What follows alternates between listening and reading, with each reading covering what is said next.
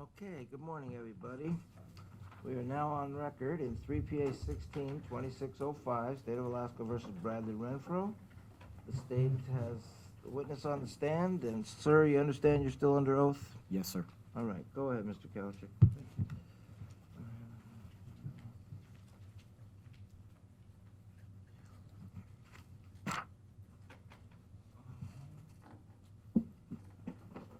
Good morning, Sergeant Wigson. I'm going to turn your attention to some exhibits that are not loaded on the computer. First of these is State's Proposed Exhibit Number 8, and these relate to some of the exhibits from a prior court hearing that the court retained, but they were evidence collected during the course of this investigation. So, number 8, can you tell us what's shown in that photograph? Yes, this is an envelope, excuse me, an envelope, property envelope containing David Grunwald's toothbrush. It's got the property number with our evidence tag on it, documenting it as such.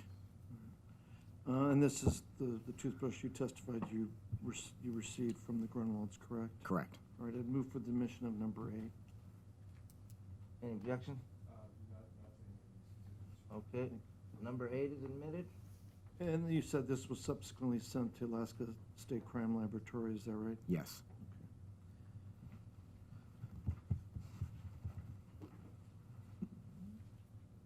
Similarly, if you can look at State's Proposed Exhibit Number 9 and tell us what that shows. This is the tablet seized from Eric Almendinger on November 18th in its packaging with an evidence tag documenting it as such. And that was the tablet you seized, is that correct? It is. Okay. I'd move for the admission of number 9. So admitted with no objection.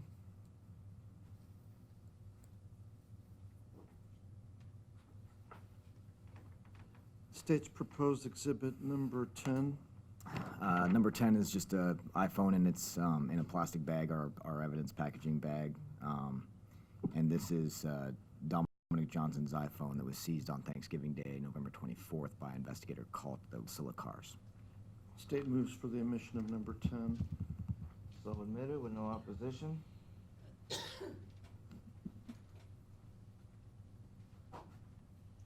State's Proposed Exhibit Number 11, please. Number 11 is another iPhone, again seized from Dominic Johnson, this time on, I believe it was actually 11:30. I thought it was 12:02 earlier. It's actually 11:30. Do you have a pen on you? I do not have a pen on me. But it was seized on 11:30 by investigator call.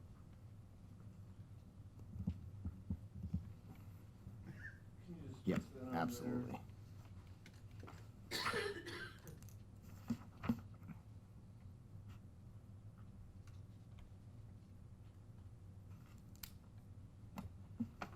Thank you. Move for the admission of number 11. So admitted with no opposition. I'm going to leave State's Proposed Exhibit Number 308 with you, and I'm going to go back to my microphone.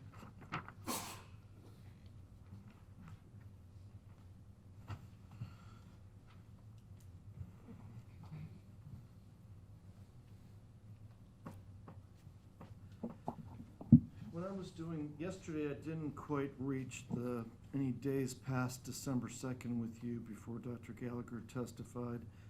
But I want to turn your attention to Exhibit 308, but ask you some questions first before I get into 308. First of all, do you have some general familiarity with firearms? Yes. And through your employment? Yes. Okay. And what type of familiarity do you have? Is it because you use firearms in your employment, or do you train people? Give us a little bit of background on that. It's excuse me, it's both. I've been a Department of Firearms instructor since 2004 for the state troopers.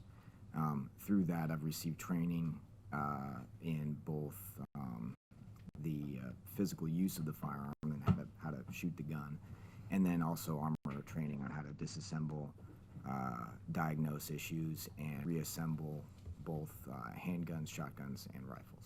Now, we already have 2 firearms admitted. Are you very familiar with the firearms that were seized in this case? Yes. Okay. Are they different firearms? different models, different manufacturers? Yes. Okay. Let me turn you have seen the Ruger 40 caliber, obviously, Yes. correct? And how would you describe that handgun? And let me know if you need to look at it. Do you need to look at them or not?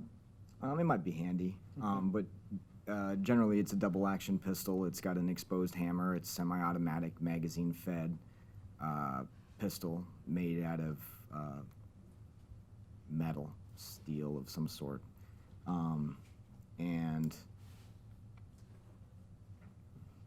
compared to the other pistol, which is a polymer framed pistol, this one is all metal.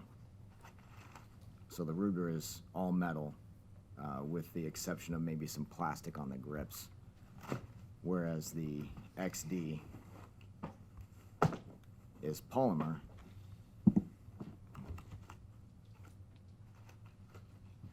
With the exception of the slide and barrel and some of the internal parts. All right. And then I recall from jury selection, while most of the jurors were familiar with handguns, some only had familiarity with revolvers. So in this particular case, the Ruger, can you just give us a rundown of how that operates, or how that gun would be shot? Sure. So it's a double action pistol, which means it can be fired by either pressing the trigger, allowing the hammer to come back, and then once the hammer slams forward, it strikes the firing pin strikes the primer detonates the round, bullet comes out the end of the barrel. Or you can just physically thumbcock the hammer itself and press the trigger. About the only difference there is that the trigger press, or the weight amount of pressure that it takes to press the trigger when you thumbcock the gun, is going to be significantly less than it will be if you have to physically press the trigger all the way to the rear in the single or double action mode in order to get that hammer to come back manually. And did you say that was an all-metal pistol as far as the frame and the slide? Correct. Yeah, minus the grips, which look like they're plastic. It's all metal. All right. And then, as compared to the Springfield, what type of pistol is the Springfield? Are there some similar design characteristics between the two? They're both semi-automatic, which means, you press the trigger once, it goes bang once. And then you have to release the trigger and press it again in order to get it to fire again. The main difference is that there's no exposed hammer on the XD, this 9mm pistol here.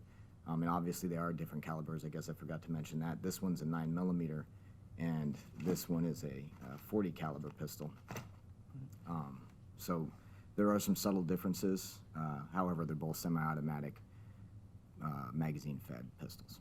All right, but definitely different calibers, correct? Correct. All right. Now, in your, the troopers carry Glocks, is that correct? That's correct. In what caliber are the troopers' pistols? 40. All right. And is the Glock more similar to the Springfield, or is it more similar to the Ruger? Probably by design more similar to the Springfield, the XD, that doesn't have the exposed hammer and is basically what's considered like a double action only pistol, where you can't thumbcock the gun because there isn't an exposed hammer. And as far as safeties, does the Springfield have any thumb safety or external safety, or does it rely on other safety mechanisms? So there is an external grip safety on the back of the Springfield that requires your hand to be in a position behind what we can call the tang of the pistol, right back here, where the webbing of your thumb and forefinger would enter into that position there, to be depressed in order for the pistol to be able to fire. Additionally, it has a trigger safety, not unlike the Glock, where in order for the trigger to be able to be pressed to the rear, you have to actually put your finger on the trigger, and it disengages that trigger safety ever so slightly. It doesn't require hardly any pressure to do, but it disengages that, essentially prohibiting the trigger from going to the rear if there isn't a finger or something in that trigger guard pressing in on that trigger safety. And I'm certain that's probably an internal safety as well, much like the Glocks have those internal safeties.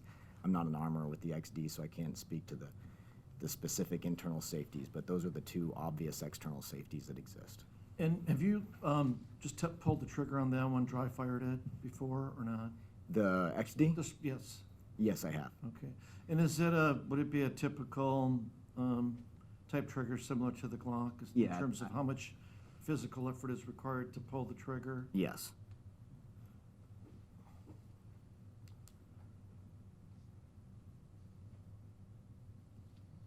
Now, also, you're familiar with the spent casing that was found at the murder scene, correct? Yes. All right, and you're familiar that it was a 9mm caliber, is that right? That's correct. Okay. Were these guns, were they sent to the Alaska State Crime Laboratory? Yes. All right, for what reason? For the purposes of determining positively whether or not any of these were used in the assault and murder of David Grunwald. All right, now presumably because it was a 9mm case, it wasn't, you didn't figure it was the Ruger that shot that round, right? It would be abnormal to see a 9mm fired out of a 40. It can be done, but there's some pretty significant, distinct characteristics that happened to the expended shell casing. We didn't believe that the 40 had fired the 9mm. It appeared like the 9 had fired the 9mm. All right, now typically, after the items are submitted to the crime laboratory, do you get word back from the crime lab as to whether they've tested the items and what the results were? Yes. Because you folks, the troopers, are the official requesters of the work to be done, correct? Right, we fill out a request for laboratory services, 3-4 page document outlining the evidence item to be tested against, in this case, like another evidence item, for instance, the XD to be tested against the 9mm cartridge found at the scene, and then what specific tests do we want done, and then a short 3 or 4 line synopsis about why is that important to this investigation. And then another basic about the semi-automatic pistols, when you said that each time you pull the trigger it would fire, there has to be a live round in the chamber for that sequence to begin, is that Sure, correct? Absolutely. And so how would one put a live round in the chamber? So let's say we're in this configuration here, and I'll just continue using the XD. So the slide is locked to the rear here, and obviously there's a lock inside this that would have to be taken off in order for this to function as designed. But nonetheless, you put a magazine full of live cartridges into the magazine well, allow the slide to go forward, and that would take the top round off the magazine and it would land in the chamber, and then the gun would be ready to fire. Conversely, if the slide was forward, you'd put a magazine full of live cartridges into the magazine well. You'd have to run the slide, or you'd have to rack the slide back, and it would then go backwards and then strip the top round off the magazine and load a live round into the chamber. Right. One of those two ways. All right. Now, of course, you know that in this case, the state has to prove that a person intentionally killed David Grunwald, and for the accomplice liability, that another person intentionally assisted in that particular crime. Sure. So I want to ask you a little bit, the Springfield, in terms of, whether it could accidentally be shot. You perceive at least 2 safety mechanisms in that pistol? There's two external safeties. I'd be willing to bet, although I haven't done any research on this, that there's also internal safeties, like a drop safety that prevents the gun from going off if it were just dropped on the ground, for instance. But yes, the 2 obvious external safeties are, again, that backstrap safety where your hand has to be on the stock of the pistol, in addition to the trigger safety, which means your finger has to physically be on the trigger.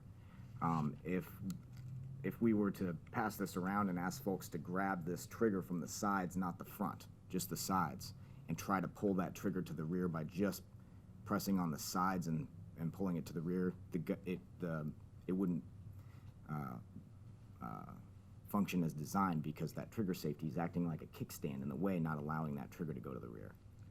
And, I mean, if you fired some, like, hunting rifles with the trigger pull range in the 4 or 3.5 category. Sure. Is it fair to say that for these type of handguns, defensive weapons, I guess you put it, you can say that the trigger pull is heavier on these things? Generally speaking, yeah, the Glocks are set to like about 5.5 pounds of pressure. Your double action pistols like this one in double action mode are going to be a little bit heavier, maybe an 8 to 10 range. For the first shot? For the first shot. Then subsequent shots on this in single action mode would be considerably lighter, probably in the 3 to 4 range. Maybe barking at the door of 5, but it wouldn't be 8. Now, on the Springfield, though, as with the Glock, it would be the same trigger pull for each shot, is that correct? Yes, so on the Springfield, it doesn't have that exposed hammer. It's double action every time, so which means you have to reset the trigger after that gun fires, and you have to allow all the internal mechanisms to come back into alignment, press the trigger again, and that second trigger press, third trigger press, up to infinity is going to be the same weight of the first one. So there's no exposed trigger, it's already cocked. All right. Now, let's get back to the lab, because that's where I started with all this. State's Exhibit number 308. You had a chance to observe Exhibit number 308. Yes. Can you tell us what that is? This is a lab report for the analysis of these firearms to be tested against the brass, the expended cartridge casing that we found near David at the scene of his murder.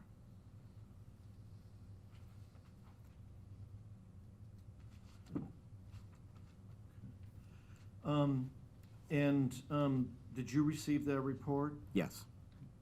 And do you know, is there a date on the report or not? February 22nd, 2017. What did that report indicate whether any of these firearms fired the spent casing that was recovered at the murder scene? Yeah, there's a section at the top to document what the crime lab personnel analyzed, and then there's a portion at the bottom that says results, conclusions, and opinions. On the first result, conclusion, or opinion is that the cartridge casing, which was found near David at the scene of his murder, was fired by the XD.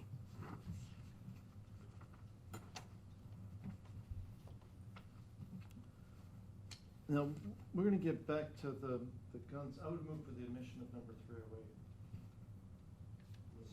So admitted. We're going to get back to the guns in a little bit, but I want to, since you talked about the 308. Connect River Road area yesterday, I want to make some exhibits before we go on to the tape and other things.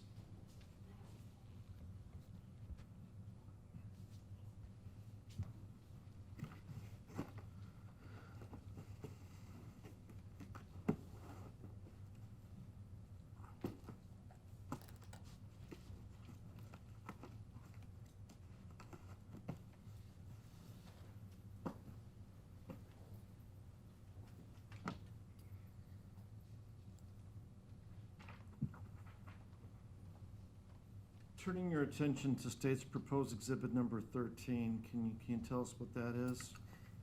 13 is kind of a blown-up view of one of the frames from the video of the helicopter we watched yesterday, where the video that they followed me from the Almendinger residence out to the scene of David's murder. And this is just a still shot blown up of that, depicting my vehicle in the pullout. And I'm kind of walking back to my vehicle here. It's kind of just an aerial view of the area. Move for the admission of number 13. So admitted. And now I'm going to turn your attention to, you described how you found David Grunwald's body on December 2nd, 2016. There's some photos that we have not admitted yet, and these are more particular to your efforts on that day.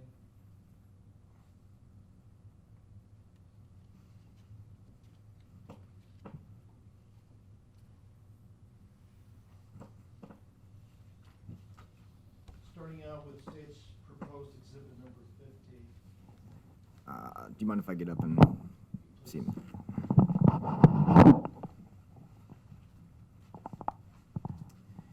All right, so 50 is the entrance to the trail. I think, for the most part, my investigative team made on December 2nd.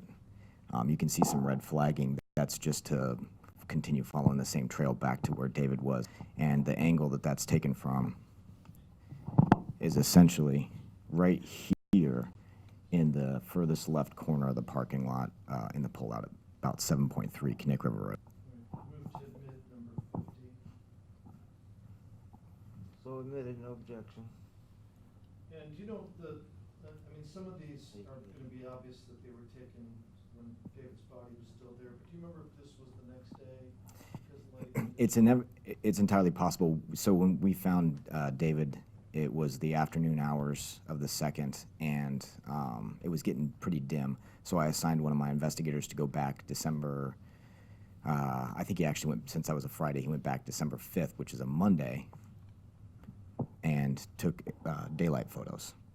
Let's go to 51.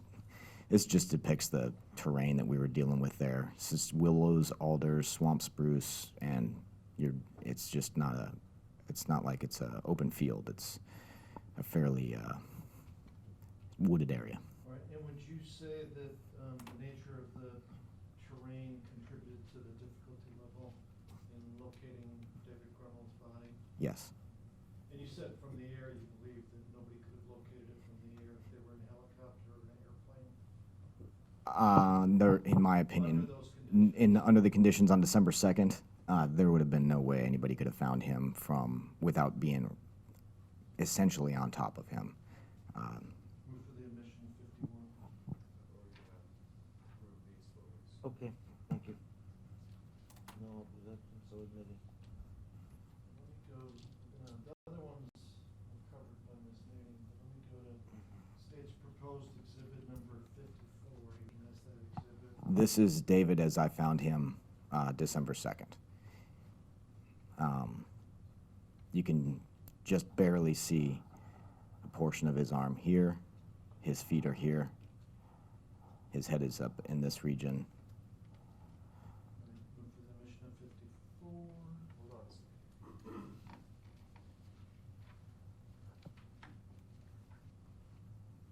54, I think, was admitted, wasn't it? That was the only one that wasn't. 54 and 56. Okay. Okay. We didn't cover these in this meeting. 54, I'll move for its submission. So admitted.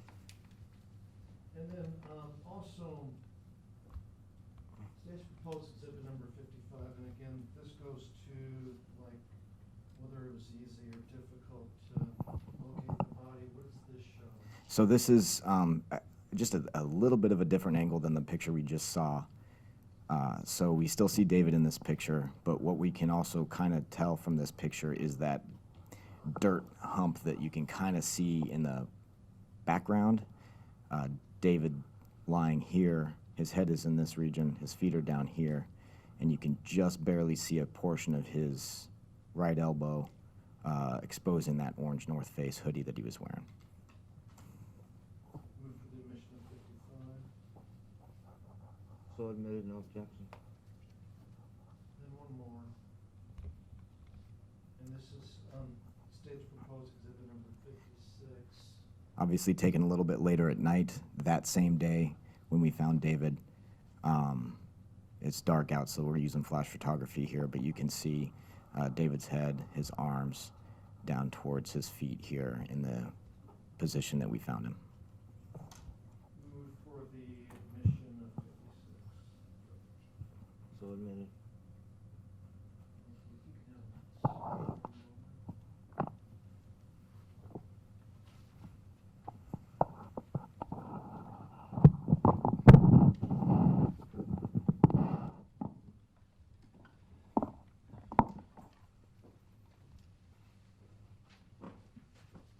Our plan is to play the tape of the November 30th interview next. Can you tell us how long that interview is so everybody's prepared for the sit? A little over 2 hours. And this is the one in Wasilla, correct? Correct, November 30th. Are you the only, are you the investigator? Is there anybody else sitting in with you? We should hear the voice of Lieutenant Ingram, he's with me, and then Bradley and Bradley's mother. And on this one we're going to play, is this from your recorder? Typically, when we have two investigators in the room, we'll both record. I don't recall if we both recorded, so I can't tell you whether or not this is my recording or Lieutenant Ingram's recording. Nonetheless, it, you know, would have gone onto a disc into evidence, and they were both going to depict the same thing. All right, and the content will be the same. Correct. Obviously. Correct. Now, have you had a chance to listen to these recordings after the fact? Yes. Right. Now, the times, and again, I think we covered this yesterday, but the times when there's gonna be a little bit of rubbing or static, what does that do to? So that's just typically, if the recorder's in my breast pocket, it could be my jacket moving around. It could be I'm pulling the recorder out of my pocket to put on the table so that it can hear better. It could be I'm moving some papers around. There's, it's actually a pretty sensitive microphone on those little recorders, so any number of things. But generally speaking, it's the recorder kind of getting moved around. All right, and again, before this interview, you didn't know anything about Austin Barrett's involvement in this, correct? That's correct. And David's body obviously had not been found yet, right? Right. So This you takes didn't know, place on the 30th. you didn't know where the murder occurred? I did not. But you did know that Johnson, Almendinger, and Renfro were likely involved in this, right? Yes. And obviously this was after the brief interview between Investigator Carlton and the defendant, correct? That's correct. It's about 4 days later.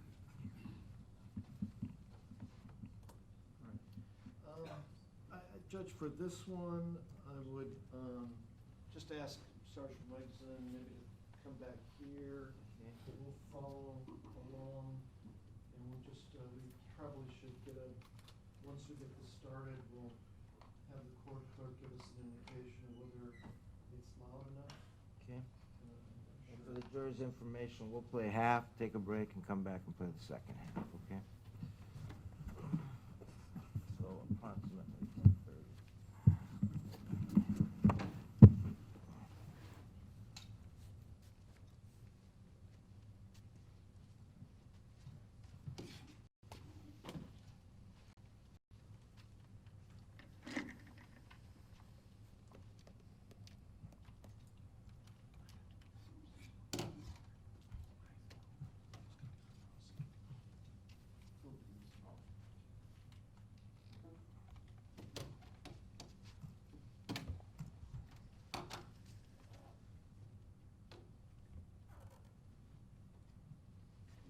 This one, we have to adjust the equalizer to get some of that static.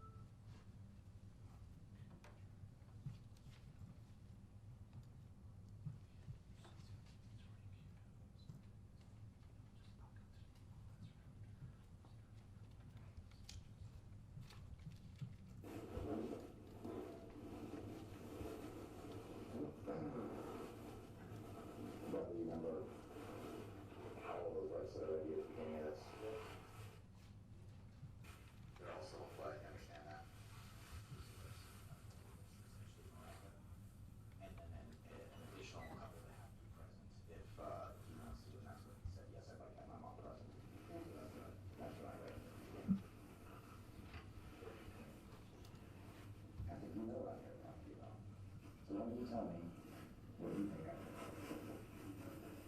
Which kid? Use his name. You know him.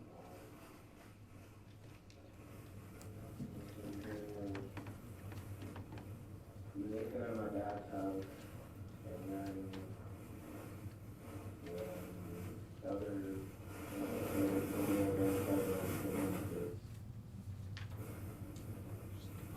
they said his name was David. You said you know your dad's house. You know, in my dad's house, I was driving down the road, and then we spoke to me about the reason that your dad's house. Oh, yeah, when I called the cops on my dad, because he thought he was going to kick me out on Thanksgiving. Okay. Okay, and then they asked me if I knew about it. And then they pulled me over, they checked out, and they were telling me everybody that they shouldn't be associated with me, and I told them they should. So, I you know about contacts you had in front of traffic stops, so you know what got pulled over. And you talked to another investigator, and he chatted with you about your knowledge about David and his disappearance and all. Remember what he told the investigator called that day?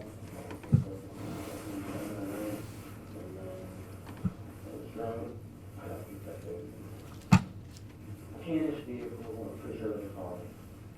And then I got back home. Oh, there's that kid, right? Hey, right. What are you doing there? I don't know. Where are you at? Just, down there. What are you doing there? I don't know. Yeah, but we need to throw a dart in the map and find you here. Okay? You're here because we know about your involvement. We don't generally ask questions we don't already know the answer to, my friend.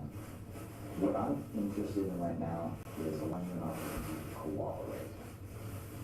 Now, cooperation goes a very long way. Bradley, look at me. Do you have any involvement You're lying. in this? Tell me.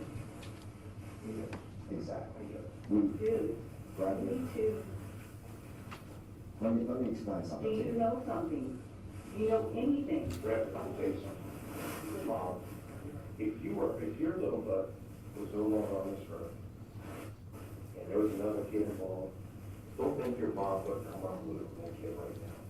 When you went missing and I was trying to track you down, I was thinking the same thing happened to you.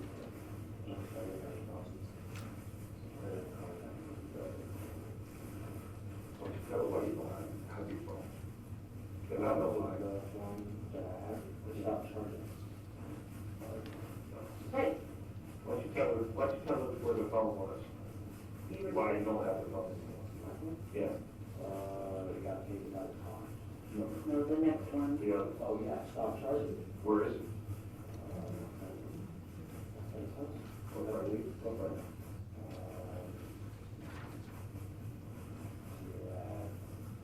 No, it's not either, it's not either, you know, I know where it's at. That's where. It's a connection of where you work with the soup. You're gonna sit there and tell your mom local. Your mom knows you better than we do, and your mom can see right through this just as well as I can see right through this. I've known you for cumulatively maybe 18 minutes now. And the good news is, Bradley, the good news, you're a terrible liar. That's actually a really good thing. It means you have a conscience. It means you're not the kid that everybody else is saying you are in this investigation. Well, like a marriage for a second, right? It means you're not the kid everybody else is saying you are. Which means there's no reasons. All right? Now, Bradley, sounds like they have evidence. we wouldn't be here if What I we did didn't. before. Like, I don't know anything about the kid. Bradley, And then, like, you were in his Bronco. okay, then I didn't get fucking put in there, or I didn't fucking willingly know it was a Bronco. I thought it was a car. I was drunk that night. Okay, you were drunk that night? Okay. Then, as far as you know if you killed David Grunwald. You're too drunk to tell me that you didn't kill him. Is that what you're saying? But then the vehicle was 2 people. Yeah, I know exactly what happened. I know. We can't tell you the details of the investigation because you have to protect the integrity of it. But I'm telling you right now, without a shadow of a doubt, you were in the Bronco right before it gets burned up, and you get picked up less than a half a mile away from that Bronco by an Alaska cab driver IDs you. Okay? All of which you shake your head yes to. Now, yeah, it is about right. You didn't just throw a dart at the map and come to you, brother. We're coming to you right now. You're in the Bronco. I thought it was a car, but it's not a car. But I got picked up. You went in the car. Did the car get burned up? I don't remember that. This, I don't remember, I was too drunk at the fence, isn't going to work for you. You know why? Because it's not a legal defense to murder, which is the case we're investigating right now, my man. Now, let me tell you this. I started this off with telling you that I didn't believe that you're the kid that everybody else is saying that you are in this investigation, and that cooperation goes a long way. I'm gonna tell you a couple of things. Some of it, maybe just kind of let it marinate for a second. You think for 1 second that your buddies that we've already talked to are sticking up for you so that they don't catch a murder rap? Excuse me. You think for 1 second that your buddy, Eric Allmendinger and Dominic Johnson, are sticking up for you, that they have some sort of loyalty to you that prevents them from talking about you, to prevent them from going to jail for the rest of their life? You're wrong. They will throw you under the bus in a hot minute. Dude, are we talking to you because we just accidentally pulled your name out of a hat? And here's the other thing. I'm not bluffing. When you're talking about You're homicide, bought and paid for. when you're talking about homicide, it's the same thing as being a lookout for an armed robbery when you rob a bank, okay? You fall within the same pool. And so what we're trying to do here, Bradley, is because I don't believe you're that kid, I'm trying to impress upon you with our stern voices and us talking close to you like this. That yeah, and I understand that, but that's what happens in a homicide investigation, my friend. I'm gonna use 2 words for you, okay? And they're not gonna mean anything at first, and then I'm gonna define it, okay?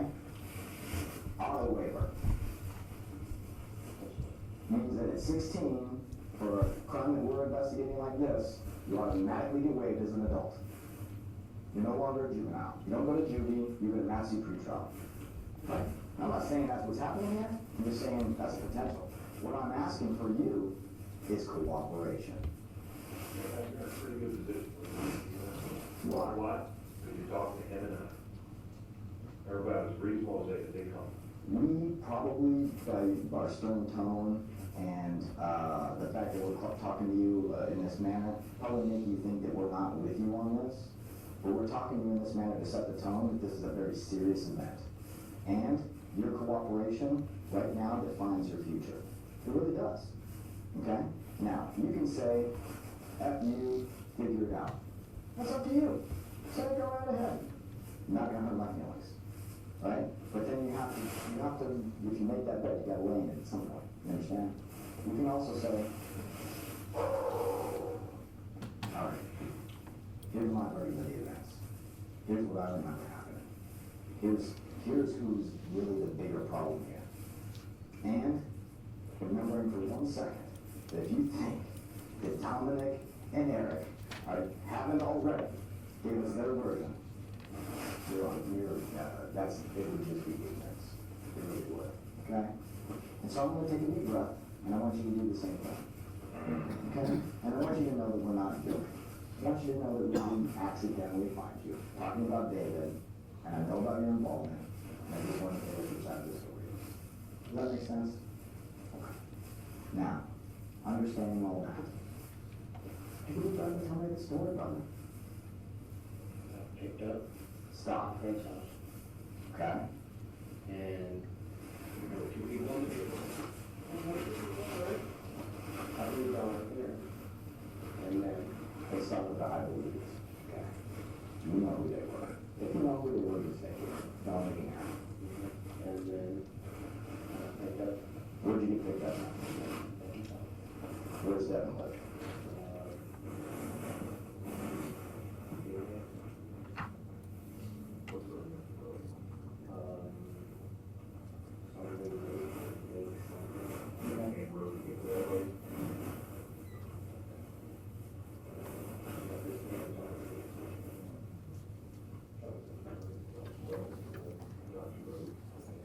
Down to Southern Lake Road. Usually doesn't talk to me. So you're at Devin's house. At least this is what you're saying. You're at Devin's house, you get picked up by Eric and Dominic. Yes or no, dude? Yeah. Okay. We don't need this wishy-washy, I believe so, I don't know, I was too drunk, that we already blown that out of the water, alright? Yes, no? Okay? So you get picked up by Eric and Dominic.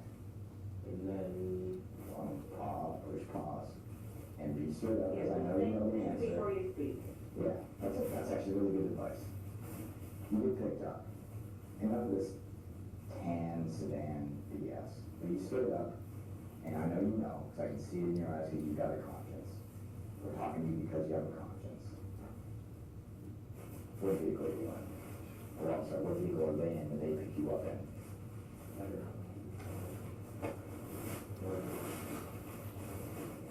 Well, when someone has to qualify with non-state, that means that they. Yeah. Between us, actually, not even between us, he's been a cop longer than we've been alive, and I'm just right behind him. You should not break orders, brother. We get lied to every day. You are clearly being deceptive. Okay, and I'm the type of interviewer that when I talk to folks, I want to tell them, hey, I know you're lying. Because it puts them on notice. Hey, I'm not okay with that. Bradley, Yeah, you don't need this. No, I don't fucking know that kid. Look at me and tell me this. I don't know where that kid is, Mom. You're being sarcastic. I fucking tell you, if I knew where the kid was, I wouldn't be sitting here in this room, because I'm not getting fucking charged with murder. Bradley, I didn't do anything, so I'm fucking good. listen to me. Bradley, stop lying. I didn't fucking do anything. Stop. I don't know where the kid is. Stop lying to yourself. Worst case scenario, I burned his truck. Okay. Tell me why you burned his truck. I didn't fucking, that's not me. I said, that sure sounds like what you're trying to tell me I did. No, I was just trying to figure out exactly how you got to where you got. You said you burned his truck. Worst case scenario. Okay? So tell me about that. I didn't do it. You just said you did it. No, I said worst case scenario. Why would you say that? That doesn't make sense. People say that. People are gonna use those scenarios. You would say, you would actually lessen the scenario. You'd say, worst case scenario, I broke it. You wouldn't say, worst case scenario, I burned it. Amen. Because that's how it fucking. Stop. Okay, so now we know the truck got burned. Now we get started. That's what I heard on fucking Baller, on the Facebook and Instagram posts. Mom, do you see why we're doing this? Mom, listen. Bradley, hey, just take a deep breath, brother. Are you in a bit of trouble? Yes. Can you get out of this hole? Absolutely. Without a shadow of a doubt. Okay? You know something, Bradley. Even if you're not involved, if you know something, you need to say it. Yeah, that's all it is. Fucking room, we got him cameras and fucking voice recorder. Like, we have fucking. I'm not ready. I'm fine with that. Do you need a lawyer? What? Do you need a lawyer? No. Well, that's what I'm saying. Then why can't you What's just? your allegiance with Eric? Eric, or excuse me, is that, what's your allegiance? What do you think you owe him? Yeah, he's been there for me forever. Really? Ever since my dad's fucking up. And they're on the right on the set. What do you think you owe them, is what I'm getting I at. don't owe them anything. Like, I'm not gonna sit here and talk about I mean, you think about the rest of your life, and what these cats are gonna do the very next minute that they know that you're no longer in that position. People's parents want closure. You know something, If say I something. knew where the kid was, I'd Have you tell heard him. anybody else talking How about about it? this? Mom, let's do this. Let's do this. I can see you're getting upset. And that's fine. This is an emotional time for everybody, okay? Mom, she's your mother, right? She understands where David's mother is probably mentally right now. So give your mom a break, okay? Can we at least agree that mom's not against you? He's freaking out. He's making me mad. I'm not just freaking out because you've got a son that's involved in, right now, Like, case, this is a homicide investigation. Use your mom for being upset with this situation. This is what it is, okay? You gotta be mad at me because I drove you down here. Be mad at him because we're talking close to you and being mean. Don't be mad at mom. She didn't do nothing to you. She's trying to look out for your best interests, okay? Your mom here is making smart decisions. She's telling you, cooperate with the investigation because mom sees something that you don't because it's not your fault. Look at me when I tell you this. You don't have the part of the brain that's fully developed that controls. That's why insurance companies tell young male drivers, hey, your insurance costs more because you take more risky behaviors, right? But adults, we understand these things moving forward, right? It's just physiologically speaking, that's the way it goes. You're not looking out down the road where you're looking out for like right now. Does that make sense? Okay, that's why mom is telling you, cooperate. Because right now it feels really bad, like you're gonna be a snitch. You're thinking about right now. What mom's looking at is her son potentially involved in this homicide investigation going to jail. Now, I'm telling you right now, I'm not interested in taking you to jail for this right now. I'm telling you right now that I don't believe you caused the death of David. What I do know is that you have knowledge. And what I do know is that it's the sooner that you come to the same conclusion that the rest of us have, and that is that we know about your involvement, the sooner you take responsibility for whatever portion of it that it is, the sooner we move on. Does that make sense? Okay. So you can understand where I'm coming from, right? Yes or no? Okay. And you can understand it in turn where I'm coming from, right? I got a job to do. Now, we've already established, because you're a decent kid with a good conscience that's got wrapped up, probably unwittingly, in maybe some bad stuff, that at worst case scenario, as you put it, you burn the truck. I'm not even worried about burning the truck. Okay? I would like to know why. I would like to know why in the world you would set that truck on fire. But I'm not even worried about that. I'm gonna take you back to that Lake Road where you're at Devin's house, okay? Because that's kind of where we started to get derailed. You get picked up. Now, I know you get picked up by Eric and Dominic, and I know that they're in the Bronco, okay? But as part of you being honest here, I need you to tell me that, okay? Can you start from there and use your own words and tell me how it went? I got picked up, and they were driving around for a while. We were smoking, Okay? drinking. And you got picked up in the Bronco, yes or no? Yeah. And then Where did you we go? were driving around. I was trying to go to Leslie's, and then we went. Tell me the exact time. Okay. I don't remember. Best you can. Were you drinking before you got to the vehicle, or was it while you were in the vehicle? I was drinking before, during, and after. Okay. What path do you remember taking there? Definitely out the way towards, not like towards KGB, but up Johnson's, out onto the Palmer Westall Highway or whatever that is. North Highway? North The one runs between like Anchorage and Fairbanks. Highway. Yeah. And And then which way did you go out of Johnson? Did you go out toward Midland or right towards Wasilla? and then we were driving around on Church, and then, Where'd you go in church?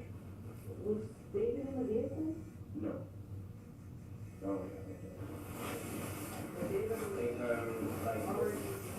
I guess. That's none of my business.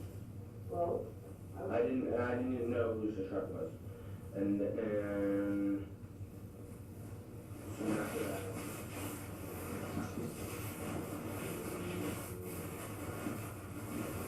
right around, and you were heading there from. Hey, what are you doing? Tell me about the conversation with you, Dominic, Eric, and who else is in that truck besides you three? Just you three. Okay, so about that conversation, whose truck is this?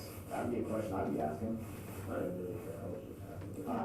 I don't discount that you there, you're out hanging out with your buddies. But I know you ask, whose truck is this? That's what you do when you hop in the truck and. They said, "Don't worry about it." Okay, and so you did ask. You're like, hey, whose truck is this? They said, don't worry about it. Yes. Something like that. Not quoting them, but they basically didn't tell you whose it was, but you got the impression it wasn't theirs. Is that about right? Bingo. Okay. And then Where did you go? So you get on parks, you go up church, is that correct? I don't know if it was church. Church directly. We were driving around for a while before we went to church, and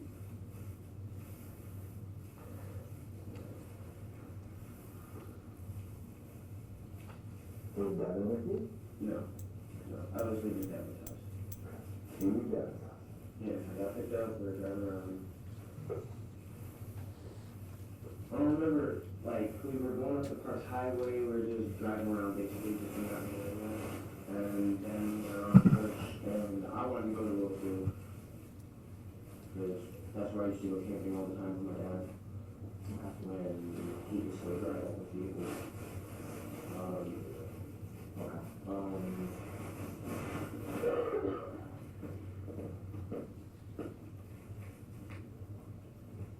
So you went up there, Solo too? I got another string in. You and the other kid?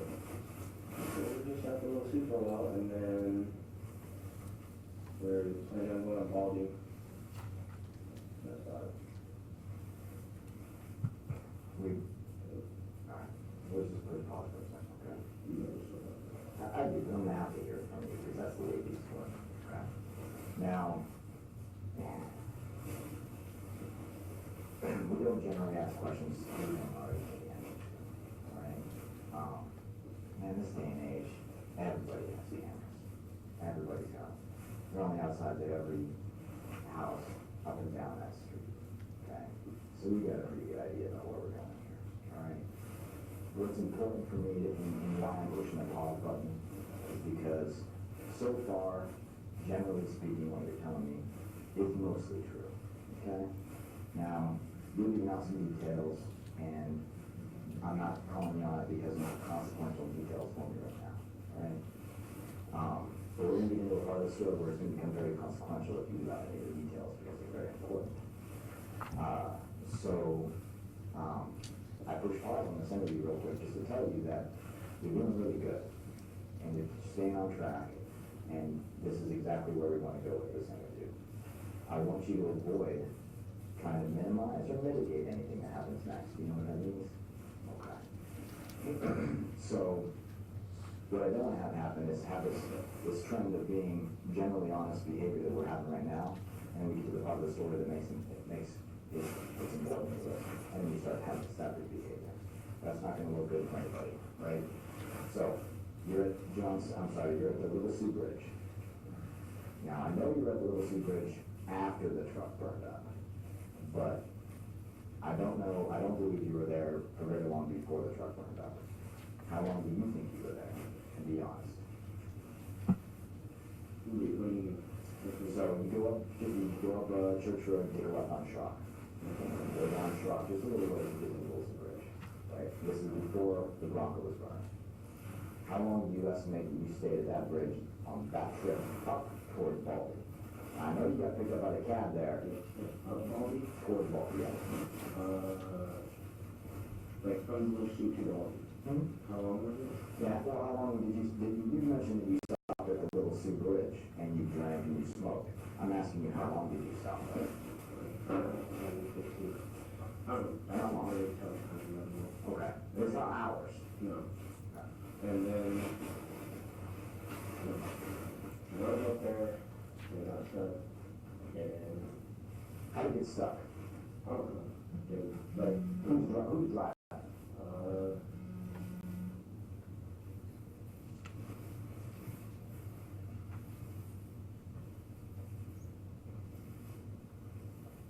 Usually, I could have been there.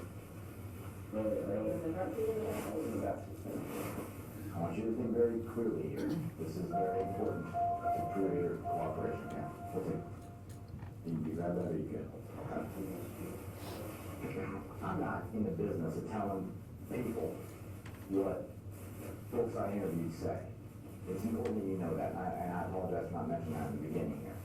Now, we have this conversation.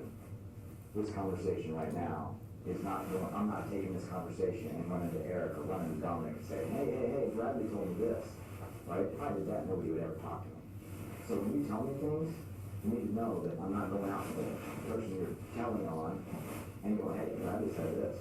It's not happening. Do you understand that? And you need to know that. It's important that you know that. Because I know you're going to be more honest with me when you tell me who's driving the truck. I tell you that I'm not about to run out and tell them. So, backing up, who's driving the truck?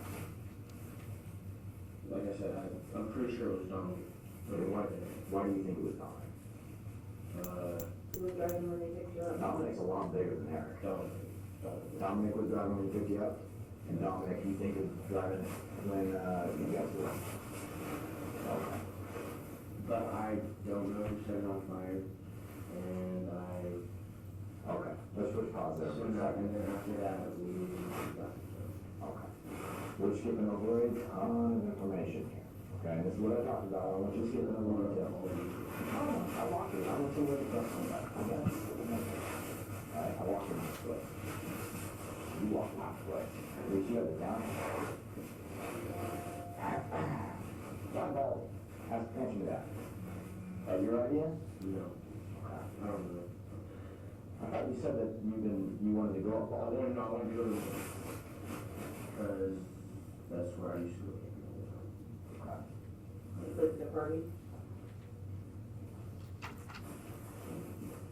Alright, so starting at the Little Sioux, you're there for 5, 10, 15 minutes, whatever it is. Take me from the Little Sioux up to where the truck gets stuck. And don't really go right. Leave Little City, take a left, you cross the bridge.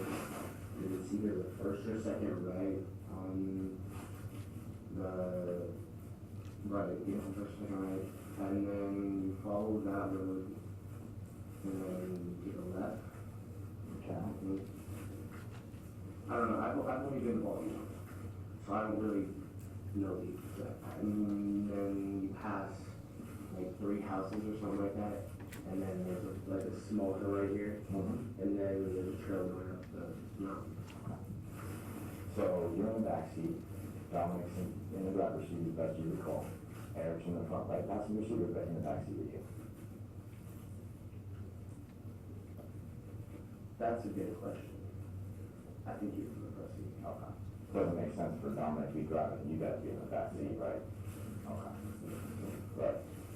Okay. You guys go up Baldy. Tell me what's going on in the truck right now.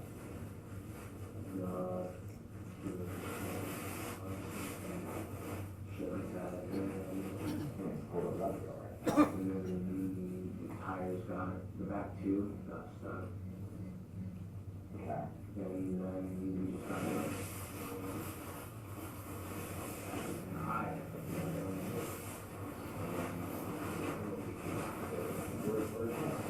Well, there we go, the way know something very important. Have a question, so. Tires got stuck. How do you know they got stuck?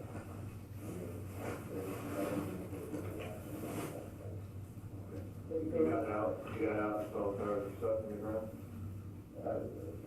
No, that wasn't the question. The question is, did you see the tires stuck in the ground? No, So how do you know they got stuck? I figured we got stuck. Okay. Pretty sure. All right, so why would you leave a perfectly operational vehicle that is there inside the wall down there? The answer is you would. The answer is you would. And here's where we're starting to get into that. Did you say it was not stuff? I didn't know. I'll answer that question for you. I'll answer it. The truck wasn't stuck. Okay, I'll answer it for you. Here's the thing that you're glazing over, and this is the part of the story where you really have to take a deep breath, and trust me in that I already know the answer to this, but I need to hear you say it, I need to know the why behind it. I already know the truck gets set on fire, and I already know you do it. Let that marinate for just a second. What I'm asking you is, in my mind, like I remember being 16, right? None of us were close when we were 16. None of us. We did all classified as stupid stuff. Okay? Because again, we don't have a part of our brain that controls looking forward and the consequences and that sort of stuff. Doesn't make you a bad person, makes you 16. Makes you a 16-year-old boy. So what I'm telling you now is, I already know, you've already kind of admitted it to me, in your own words, in this hypothetical scenario, worst case scenario that we talked about. I'm going to tell you right now, I don't even care about it. But it is important enough for me to know that you're being honest, for you to take responsibility for that. Does that make sense to you? So, I'm not going to fight with you about the truck getting stuck. I know it didn't, but I'm not even going to bother with that. I don't really The care. truck was stolen. I probably would have got into it if it was any better. Alright, I believe that. I would not have gotten into it. I believe that. But what I do know is that at some point you guys, being, a little bit intoxicated, having fun with your buddies, it's not their truck, there's very little consequence here, you set it on fire. I want to know how. That's my big question.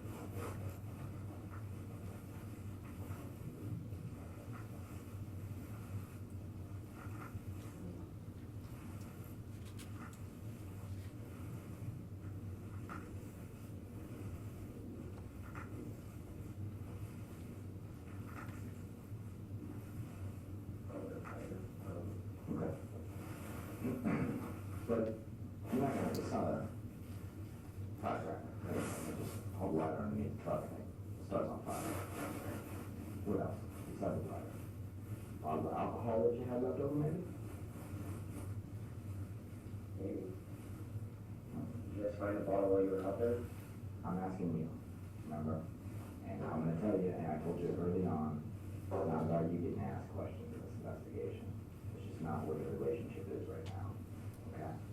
So, I'm not gonna tell you whether I found a bottle of alcohol. What I'm asking you, and you're doing a decent job of it, not a really great job, You were there when the is truck burned up. how did you burn the truck up? We already established that you've done it. We already established kind of how it like. But that's not the whole story. That's what I'm talking about, communication. So tell me the whole story on how that happened.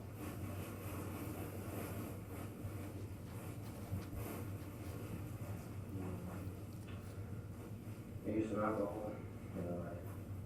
Tell me about how you did that. What's some alcohol? Pour some alcohol on the seat, which seat?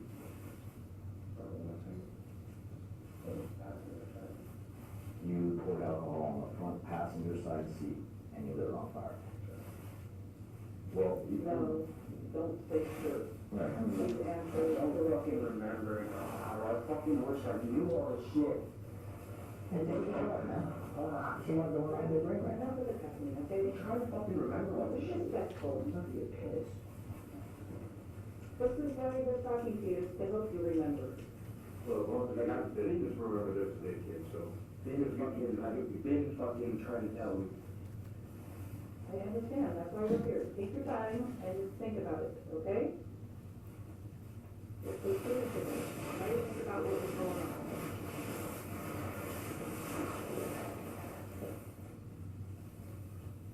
I don't know, it doesn't make sense that I lied with a lighter. So I had to use alcohol to get in that room.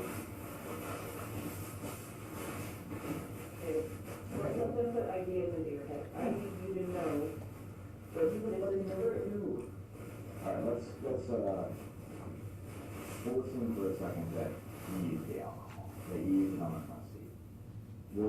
I'll allow you to use that theory for right now. We'll come back and visit this in just a minute. I guess what my big question is, it's not really necessarily the method by which you do this, but why? Why did you do this stuff? Why were you getting provoked by the other two kids? Did they That wasn't my idea. Okay. Then which idea was it? I don't know, I just remember somebody saying. Okay. It's important. Very well, if they need.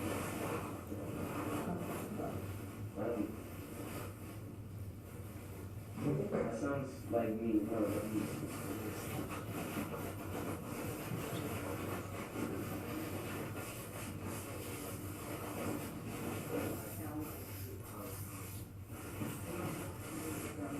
I've never seen you drunk.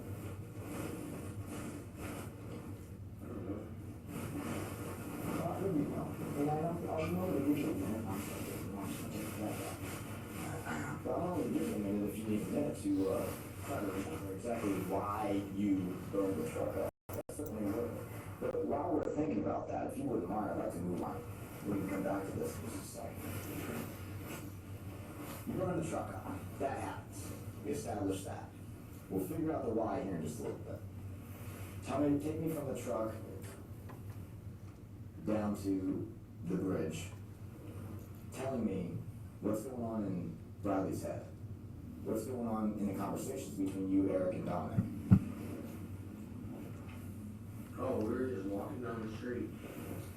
I was trying to stay up, not fall on my face, and Because you didn't have a phone. no, and Dominic called the cab, I'm pretty sure. Yeah, but Dominic called the cab, like as a last resort, right? I don't know, I thought the cab was supposed to come pick us up. Like that was. That was the plan. Cause we were walking home. Let's talk about the plan. No, like while we were walking down the fucking mountain, no, we didn't know if anyone would come pick us up, so we planned on just calling a cab once we got to a spot that we knew where we were. And I said we could walk down to Lucille at least, because something everybody knows where it is. Okay. All right, there's so many questions here. So many questions, there are more questions than answers. All right. How raised the vehicle before you started walking? Did you like watch it burn to the ground? No, How long did you watch it burn? for like 10 seconds and then it was all black. And I was out. Well, that thing burned, it didn't want to burn in 10 seconds. I didn't want it to fucking blow up in my face.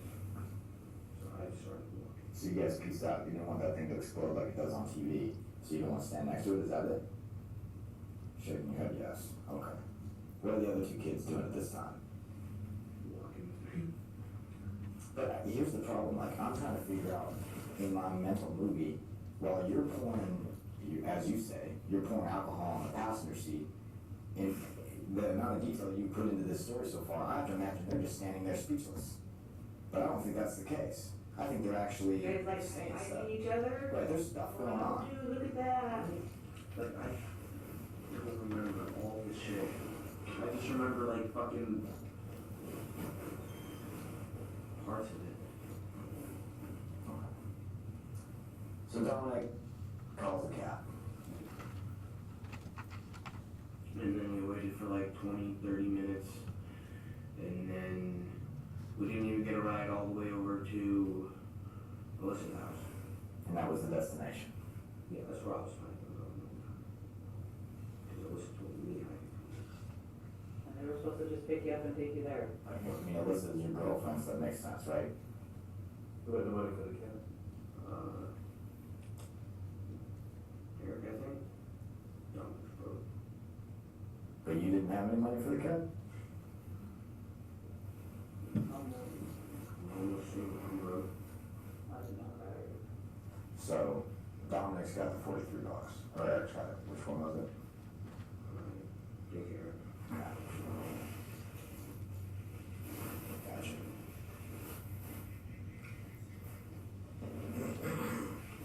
You get dropped off. That's the cab driver. He probably knows a lot more than fucking Sure, it's all on video, Bradley.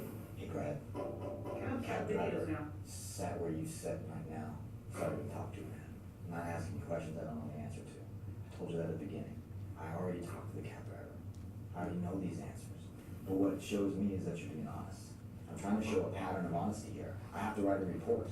I don't want that report to reflect you being deceptive throughout the entire thing.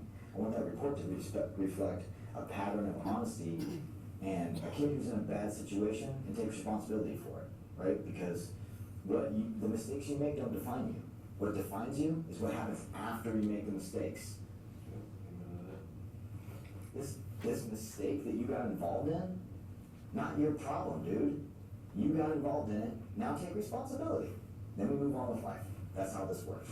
Any of these conversations involved you? No. Like, if I knew it was that kid. Well, he didn't go missing until, I'm gonna just push pause for 1 second, Mom. I want you to start using his name, all right? His name is David, David.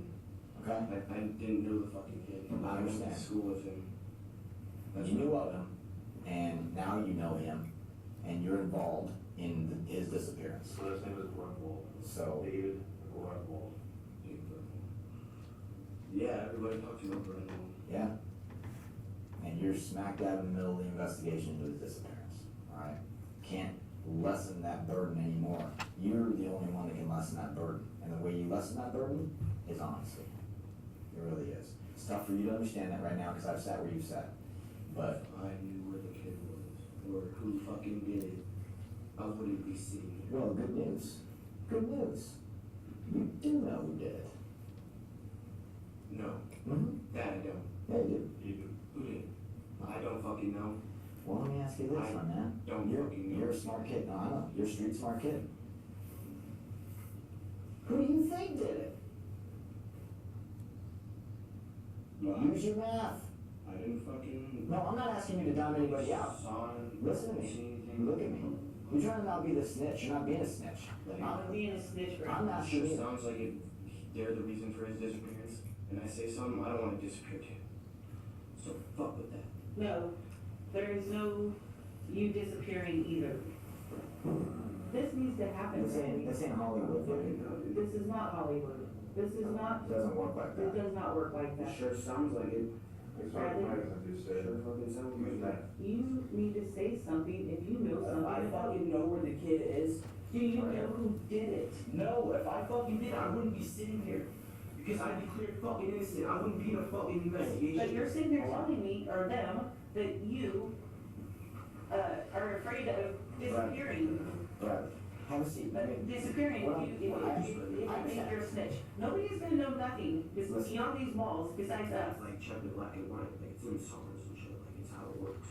No, Everything I say is gonna that's go not into a reality, report. Bradley. Everything I say is going into a report. Yes, It's going into court. Everybody's gonna know exactly what I said. it doesn't have to say your name. It will though, because that's You're how already it involved. works. Because you're thinking along this line. You're That's how already we do it. involved. Oh, no. Oh, yes. No, I just don't know. I'm asking you to do some simple math here. Okay, Bradley, I'm just gonna, let's push pause for a second, Bradley. Listen, So. now let's stop. Bradley, stop. Listen, you got picked up. We know what time you got picked up. You don't have to tell me what time you got picked up, I already know it, okay? I'm just gonna put a time out there for you. 11 p.m. Sunday night. Alright? Do you know what time David went missing? No. I'm gonna just ballpark it for you, okay? Roughly 9 p.m. Okay, Now. 8:30. When you math it out, in your head, right now, without saying a single word, without being a snitch, without anything else put on paper or in the black and white as you put it, David goes missing at 9 o'clock. You get picked up in his truck by Dominic and Eric at 11 o'clock. Right now in your head, to yourself, do the math. Thank you. When I tell you, I know you know who did this, you do know who did this. You just may not know that you know. Does that make sense to you? You didn't think of it at the time. Does that make sense? I see you shaking your head, yes. Because I know it makes sense, dude. You're not dumb. You are not dumb. You're a smart kid. You're doing the math in your head right now as words are coming out of my mouth. You're in the dead kid's Bronco 2 hours after he goes missing. That would be, David Grunwald. And you're doing the math right now in your head. And then, because I'm doing the math too, 1 hour and 55 minutes later, roughly, you're burning his truck up on the trail to Baldy.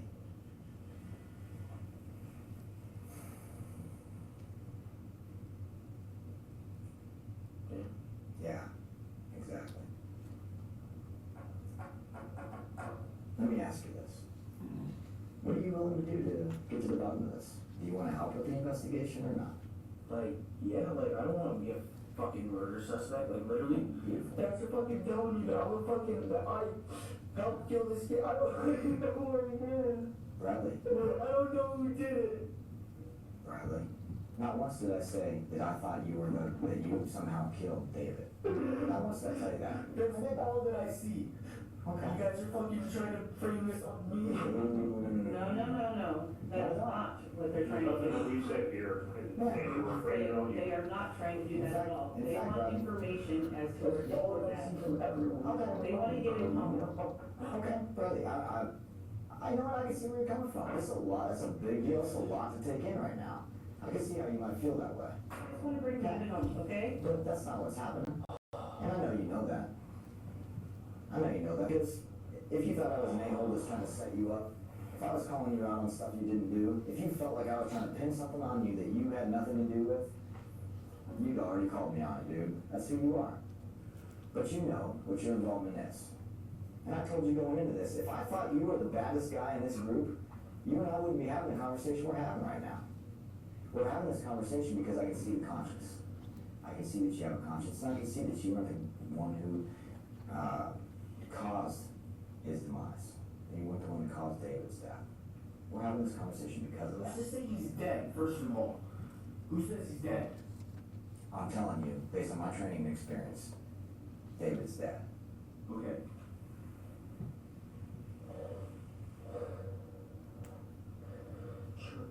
fucking find him, he's fucking alive.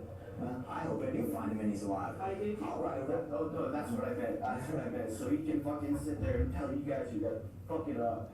Hey, I tell you what, I would love for you to tell us if we're fucking up and showing us that, I and would too. proving us wrong. yeah, I would too. his mom would love This that. is serious, Bradley. Obviously, it's real fucking serious. So you guys take the cab ride, you end up at Prospect in the PWH, because that's as far as the money takes you. I know you go to Alyssa's. Do you go straight there? Do you stop there? And I know the answer, but I need to hear you say it.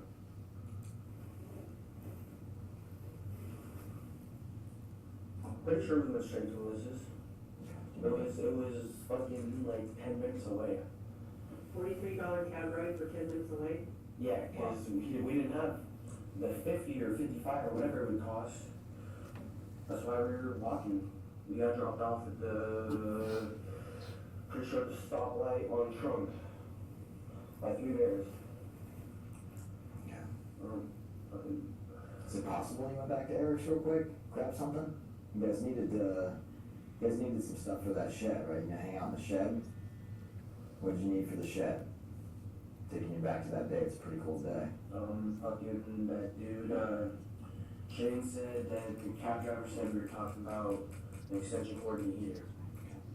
And, do you remember that conversation? No, I don't. Okay. Do you remember where you got the extension cord in here? Melissa doesn't have one, and You ended up with one though, that's what I'm asking. What shed? so yeah, definitely probably with Eric's. The shed at Alyssa's house? Yeah. Is it because you're not allowed there? Yeah. It's because I don't have a place to fucking play. No, you don't. Yeah, I know. Alright. Moving on.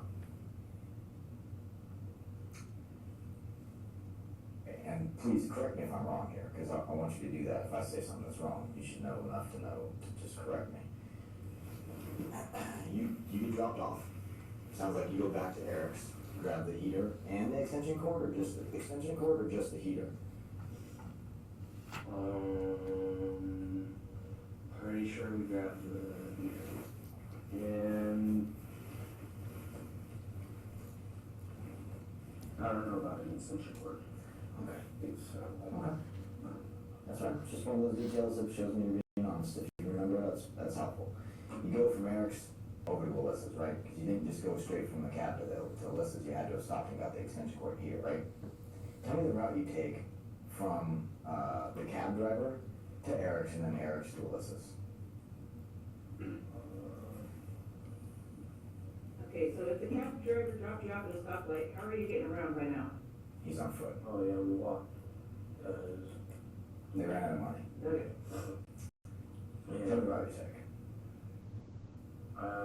Eric lives on that road by the Tsunami Center. So I think we went that way. I don't know. Did you walk through the woods or just stay on the street? I think we walked through the woods. Okay. Are you going to school right now?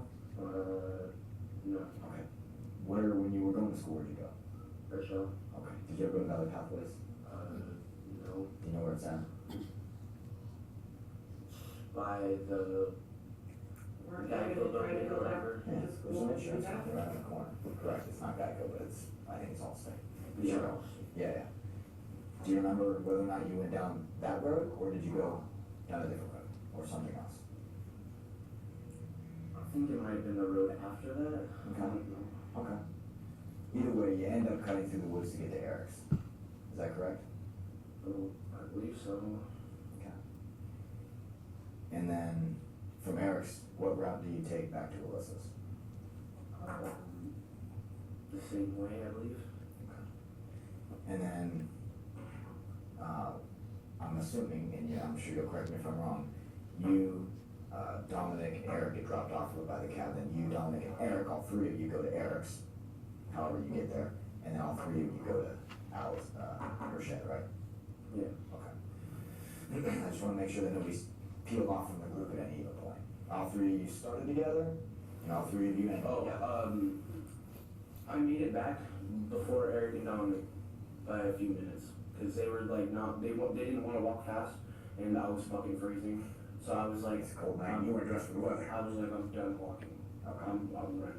But you left Eric's at the same time. Yeah. You just got ahead of them. You get to the shed, who was carrying what? Because you guys carrying the extension cord and the heater, who's got what?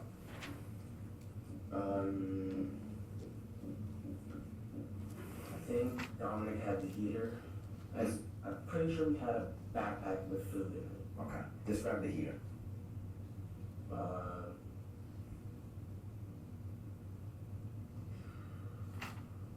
Tall and like this. Okay. Electric, propane, gas, something else? Plugged in. Okay, so it's an electric heater. Okay. Is it loud when you turned it on, or was it kind of quiet? Okay, did it do one of those fan thingies, or did it just? Just had a setting for that. Okay. So you think Dominic's carrying that? I think so. It's the heavier thing, and he's the bigger guy. Makes sense to me. So then who has the extension cord, you or Eric? I don't know if we bought an extension cord, but Eric had this thing. What food in it? Eric had a backpack with food. Describe the backpack. Pretty sure it was gray. It was small. It was like a travel size one, like a fucking kind of like a school backpack, but for like hiking and shit. Okay. And what color do you think it is? Gray. Gray. Okay. All right. You get to Alyssa's house. All three of you end up there. Does anybody show up before or after? Or who's there when you show up? That's a better question. Who's there when you show up? In the shed? Mm-hmm. No. Okay. Is there anybody around the shed? Do you see anybody? No. Okay. How do you get into the shed? It's just walk along the side of the camper and then just walk straight down the hill. Okay. So you get into the shed, then Eric and Dominic show up shortly thereafter. Dominic carrying the heater, Eric having a backpack, maybe there's an extension cord, who knows? Who cares? Then what? Okay. Okay. And nobody else is in the shed, just you three? After her parents go to work, she wakes up and comes outside and hangs out with us. Allison did? Alyssa, yeah. Alyssa, sorry. Alyssa came out and hung up. Do you remember what time that was? Whenever her parents go to work, I think Bo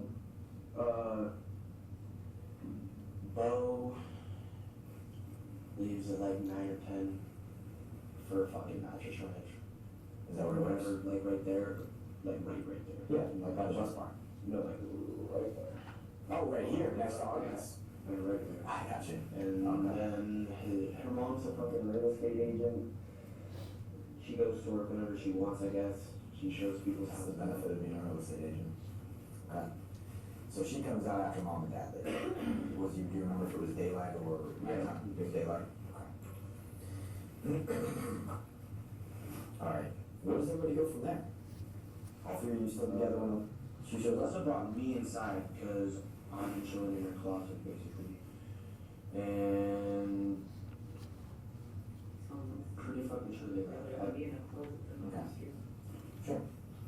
I mean, I'm not gonna ask you what they did if you're not with them. I'm only gonna ask you what they did if you're with them, right? 'Cause otherwise, you don't know what they did And firsthand. then after that, it was basically I was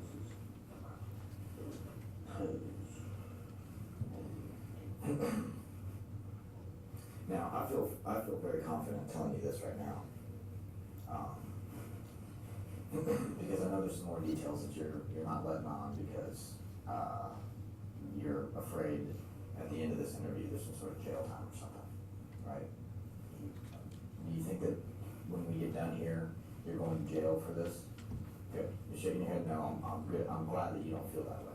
It's important that you understand that this is, although you're a police station, we're trying to get to the bottom of this, and it is absolutely a homicide investigation. That's not what's happening at the end of this interview, okay? You need to know that. yeah, no, I know I wasn't being detained and I could leave anytime I want. Beautiful.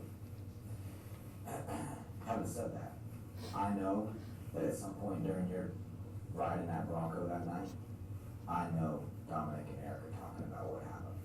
I know that they're saying stuff that you're not letting on, that you, and I want you to think very hard about the conversations that you're having, specifically about that Bronco, because that's very important. Okay, so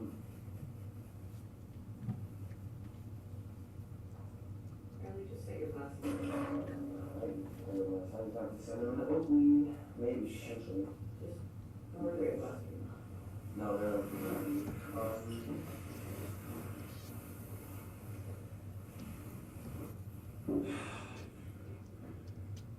I don't remember them talking about fucking, So when you asked them about whose truck is this, and they said, don't worry about it.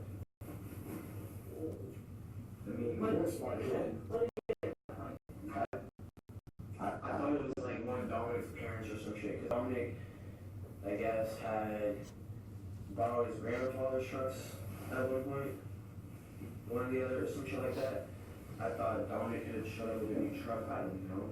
Could've been, I thought it might have been one of Eric's parents' trucks, I didn't fucking So know. that's why you put alcohol on the seat, lit it with a flare, because you thought it was one of Dominic's family members' trucks.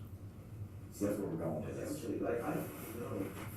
Hold on a second. Because I just assumed. Sure. I just assumed. And that may be- I was told I'm worried about it. I just Okay, assumed. but while you're lighting it on fire, what were you thinking? By that point, you know what the deal is. Okay, now I'm not disputing that what you're telling me right now about when you hop in the truck is true. You hop in it thinking, this is, Dominic's dad, this is Eric's dad's, whatever. There's not a care in the world, because you already mentioned it. If you thought it was, David's truck, you wouldn't have got it in the first place. If I knew if it was anybody, if I knew it was Stolen, or David's, or whatever, you wouldn't have got in. I get that. But what I'm saying is, between the time they picked you up and the time that you set that truck on fire, something changed. Something changed your attitude towards that truck. And I know it did. Because it wouldn't have, you would not have set that truck on fire had you still thought what you thought when you You got would in call it. David's or Dominic's parents and said, hey, your truck's stuck up here, you know, we need to get a tow truck or something. You wouldn't just leave it there and burn it up. Right. Something, you know something. Right. They had to have said something to you. I felt if I knew whose it was, I would have stopped my But you association. didn't know that it was missing Oh, no, until it's the like- news came out the next few days. Hey, you think you're getting in trouble for riding in this kid's truck, and that's not what's happening here. Right. Yeah, all I'm asking you for is cooperation in this investigation. Now, I know that that's a tough pill to swallow for you, because you think that there's some sort of code you have to live by, but I'm telling you right now, that code doesn't exist in real life. It's BS. What exists in real life is, nobody looks out for you like you. Exactly. You do you. Dominic ain't looking out for you. Eric certainly ain't looking out for you. In fact, if you talk to him, you know we served a search warrant on his house the other day, don't you? Yeah, isn't that what Shane had in his pocket too? Sorry, miss. Ain't gonna whistle it. No, that don't have nothing to do with it. They, What I'm telling for you, where? what I'm telling you is, They told Eric that former houses were getting search warrants. His parents. yeah, see, this is what I'm talking about. I served the search warrant at Eric's house, and nobody told Eric's parents anything. You sure? I talked to That is him. a lie. Well, Just, like, you just. did you talk to Eric's dad, or did you talk to Eric? Talk to Eric, and Eric's dad talked to Eric. Okay, so let me ask you this, the common denominator here is not Eric's dad. The common denominator is Eric. And you say Eric's dad doesn't lie, I believe that. But I talked to Eric's dad. His name is Rod. He and I had a long conversation yesterday after I served that search warrant. And the conversation about 4 other houses being served search warrants, that conversation never took place. So I'm telling you right now, this is just a brief glimpse into Eric's character, not Eric's dad. Eric's the one feeding you whatever information Eric wants to feed you, right? Eric knows what Eric's involvement is. And now you're starting to do the math on Eric's involvement. Eric and Dominic are obviously involved with that shit. I think that's all that I can fucking see, I guess. I don't know. To the point where they told you to burn the truck? No, I just didn't know, I didn't know who it was. But you had to have gotten to point B at some point, right? That's why I'm asking you now. Yeah. How did you get What there? was going through your head when you said, hey, let's burn up this truck? Why? Yeah. Why would you do that? Like I said, I don't know if it was me. I know you like vehicles. Hey, if it was something as simple as kids being kids, that's easy. But we just need to know that. All right, man? That's all. I don't even know if it was me. You've already admitted to it being you. Yeah, because, yeah, right. No, because why? Why are you saying that? Because that's what they're telling you? Yeah, I don't No, know. you need to tell Like, you the just said I story, did, so what I you don't, know. Well, I don't know Bradley, as you said. specifically remember lighting a fucking Ford Bronco on fire. Sure. I don't fucking remember doing that.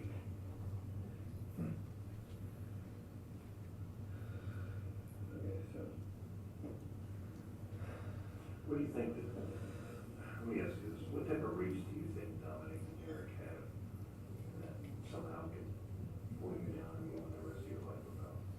Oh, What do they have over your head? nothing? They have something? No. I'm literally just chilling. Like, I am so far in the clear.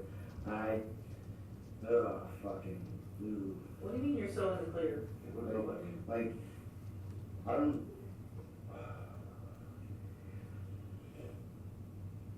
Do you know something on them that you would like to tell us?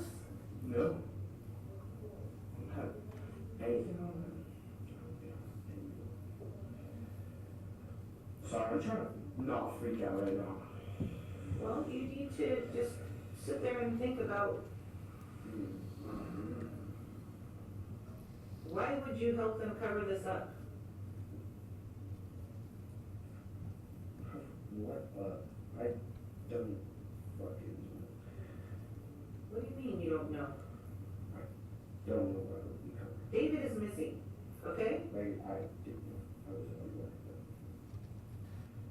And you heard of his All right, Bronco. let's go back to that conversation in that Bronco. All right, let's start with what I was talking about. You get in, okay, we believe you that you probably didn't know it was, David Grunwald's truck when you got in. Going down the road, there's some conversations that took place, all right? You gained knowledge when you were in that truck rather rapidly. I'm quite sure of that. Brad, Yeah, I'm listening. keep your hands down, please.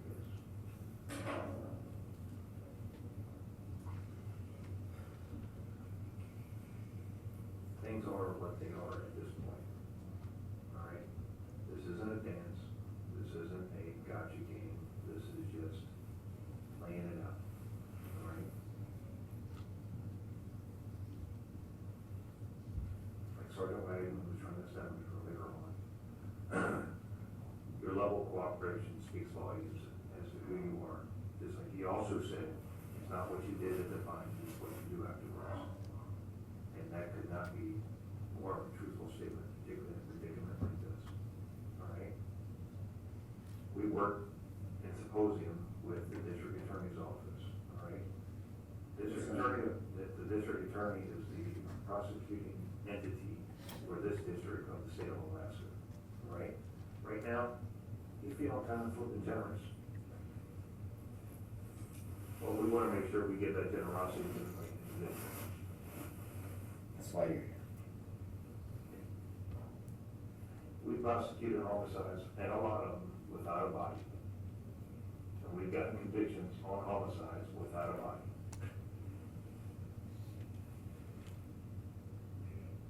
Just where do you want to fall in that hole? Do you want to fall in the line of being a cooperator / witness?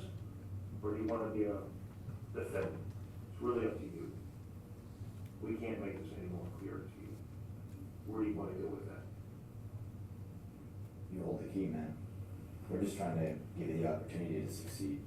It's up to you whether or not you take it. We wouldn't give you this opportunity if we thought you were a stone cold killer, quite frankly. Exactly. Do you have information on where David's at, or any conversations that you had with these two boys?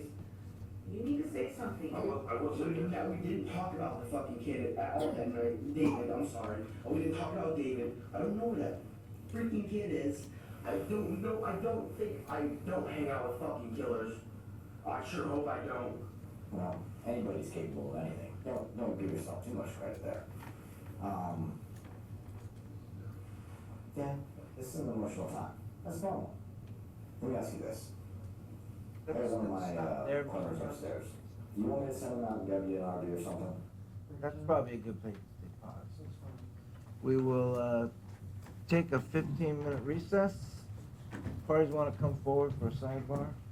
We'll stay on record. Okay, go ahead, Mr. Kalachuk, you may continue.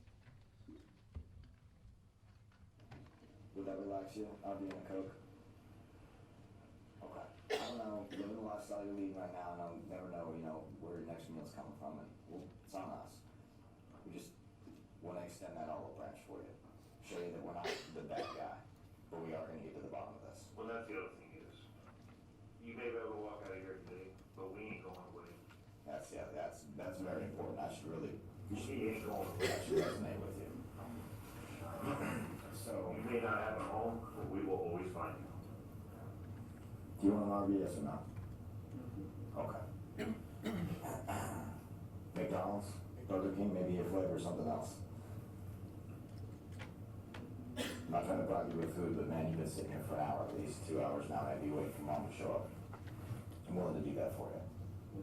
And I know that you're in a position now. Okay, chicken and Sprite on it. So, let's get back to that truck again. You doing okay, Mom? You need some Maybe a water. water? We'll probably right back. Okay. What would make you feel more comfortable about laying it all out on the line? Would it be that some sort of written agreement that you're not going to jail over burning this truck down? Would that make you feel better? And you're not gonna be labeled a snitch if you help the investigation, Bradley. Nobody actually has to know that you are saying something. None of the rest of my number. They can make their witnesses, anonymous. This is what we do. Well, hold on. This has nothing to do with Hold on nothing. now. You're giving a statement, Bradley. There you go. If you would like, I have the ability to turn your name into that for all the paperwork. I do that for a lot of people. And the reason I do that is because people in your position, they get worried that their name's gonna be on charging documents. Okay? So instead of making them, Bradley Renfro, I make them a cooperating witness known to the courts as, and I give them a number. That way when people get the paperwork, all it says is, those are my initials, and then the number. Because you're my cooperator. All right, let's go for it. You wanna come with us, Mom? Or do you want Mom to come with us? Okay. Let me get my jacket on, it's chilly outside. Are you gonna be good like that?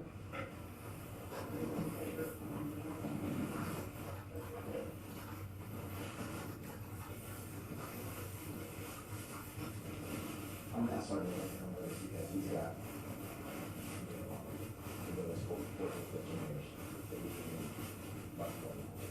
Right here, I wanna make sure I got him.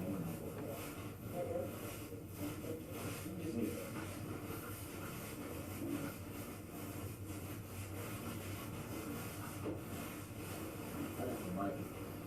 What's right here? Can you go over my? Right.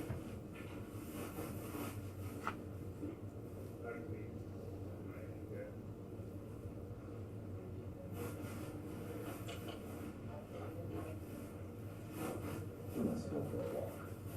With us? Yes. I'm still on, but yeah, that'd be a good idea.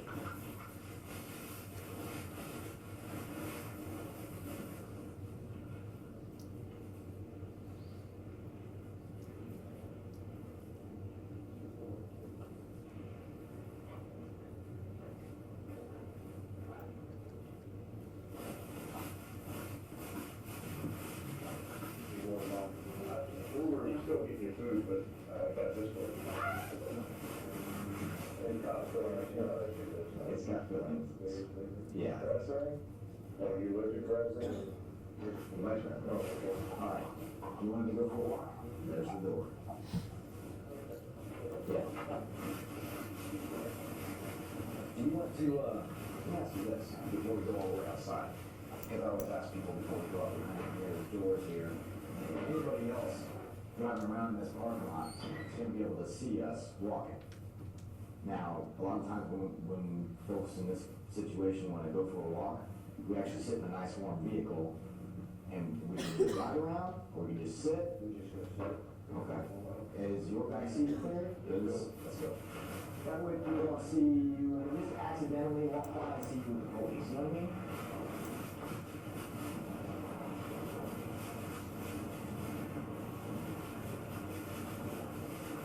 Want me to sit up? Yeah. I'm gonna have you sit up front, okay? And then Mom, you and I'll sit in the back.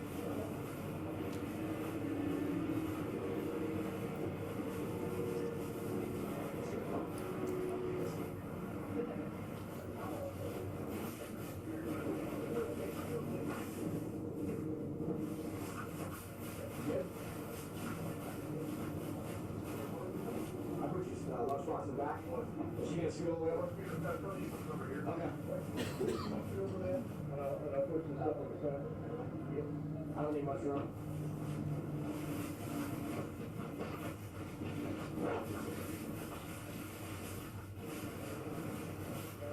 No, that's all right.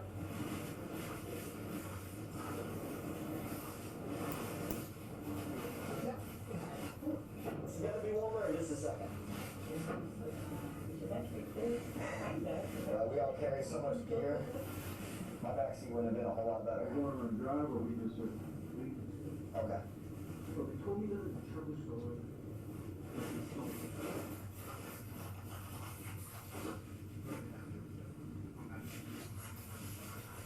Okay. Why did they do that? I don't know. They literally asked me if I wanted to hang out, and then they picked me up, and I said, "Where do we get it?" Okay, so let's back up just a little bit. So, since I know we're getting a little bit more information now, you're not as intimidated by those cameras, which I completely understand. Start from the beginning and go from there.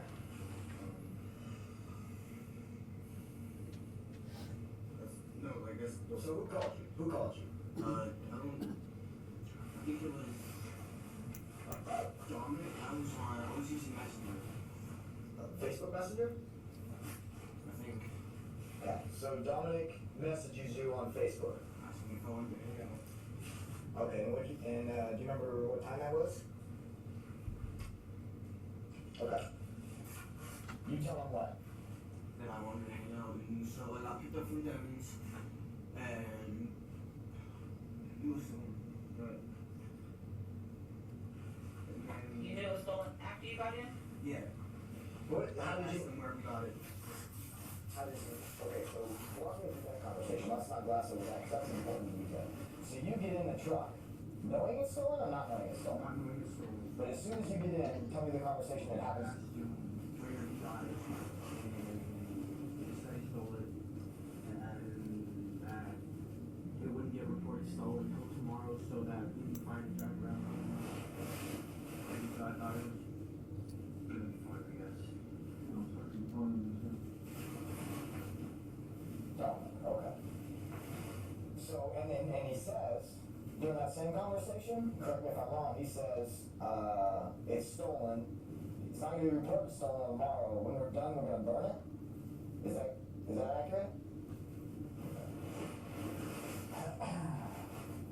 So then, going back into your story just to make sure we didn't miss anything, you go down Johnson Road, take a right on the Parks Highway and go towards Westsoto.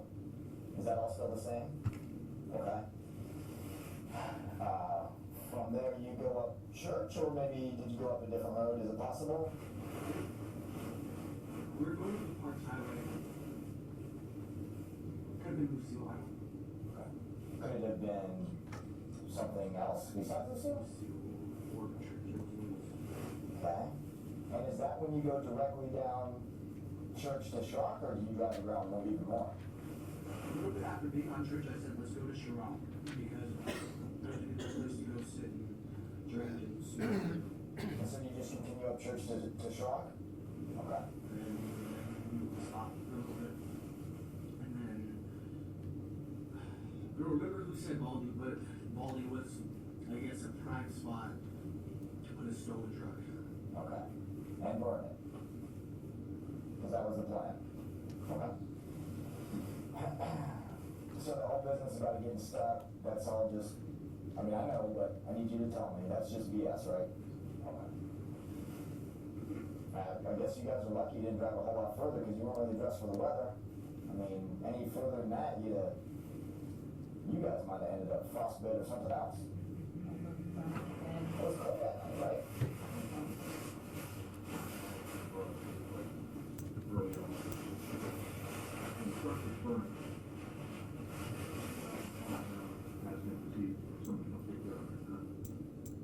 I think Dominic was.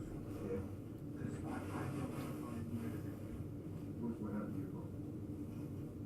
And the night or two nights before that, my phone had like it wouldn't stop working. Like I need to plug it in, I swear. Like promise on everything. Like it just wouldn't charge. And I was using it until it was dead, and then it died, and it just wouldn't charge. When I plugged it back in, and I used like 5 different chargers, and it just wouldn't charge.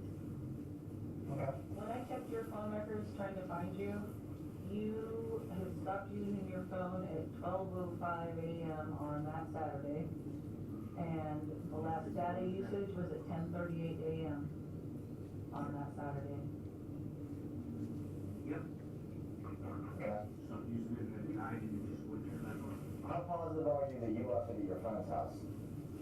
Like potentially I can go get it. I'm asking you, how sure are you that it's not in that Bronco that burned up? Oh, 110%. Like I can go get the little. It's an LT or not LTE, ZTE phone. My.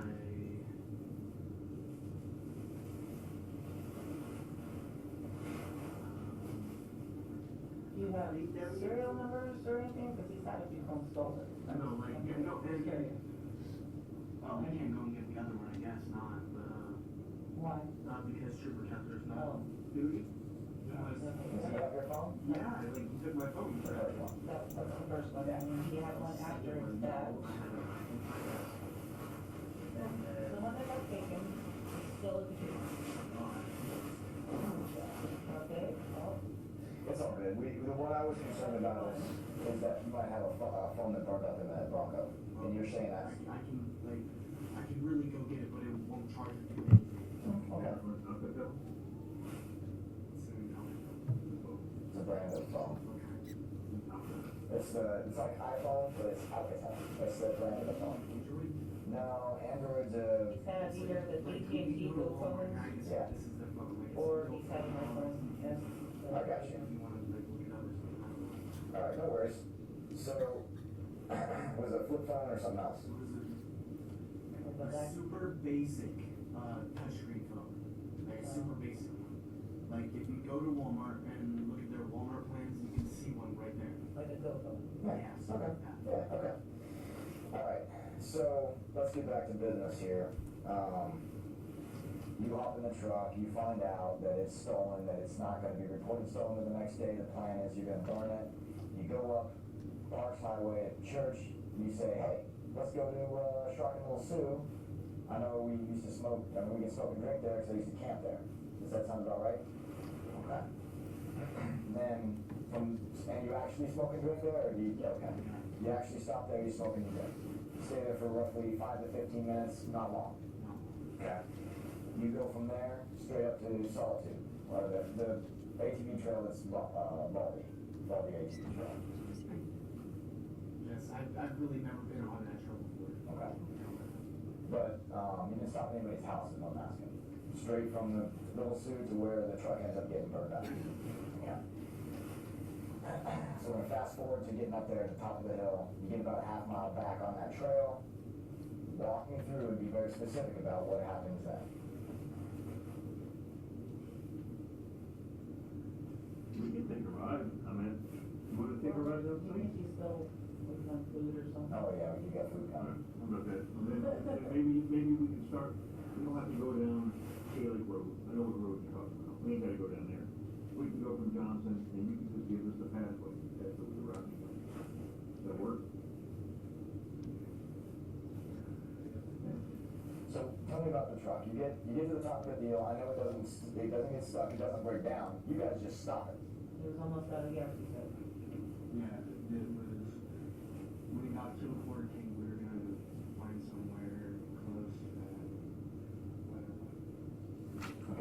back trail because that's nowhere close to where you guys need to be. Then I go to Jim Creek. You guys are all Palmer guys. Well, he actually lives off of Hillgard Road, or is supposed to, anyway. Yeah, Valley Country State will go right by. Yeah. I was like a 5-minute drive away from that. Okay. But either way, you end up at Allison's. Alyssa's kind of, I'm sorry, I keep calling her Allison. You end up at Alyssa's. Who's closer to Palmer? I mean, technically her address is a Palmer address. That's what I was saying.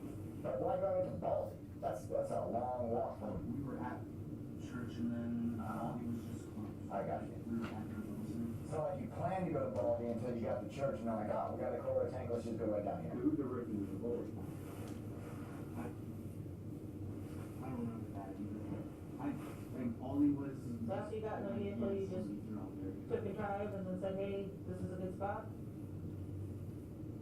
So tell us about the conversation. Okay. But they, And then we got out. but you said that they, You said we lit it on fire. Can we go back over and have the thing that, did it happen the way that you said it did?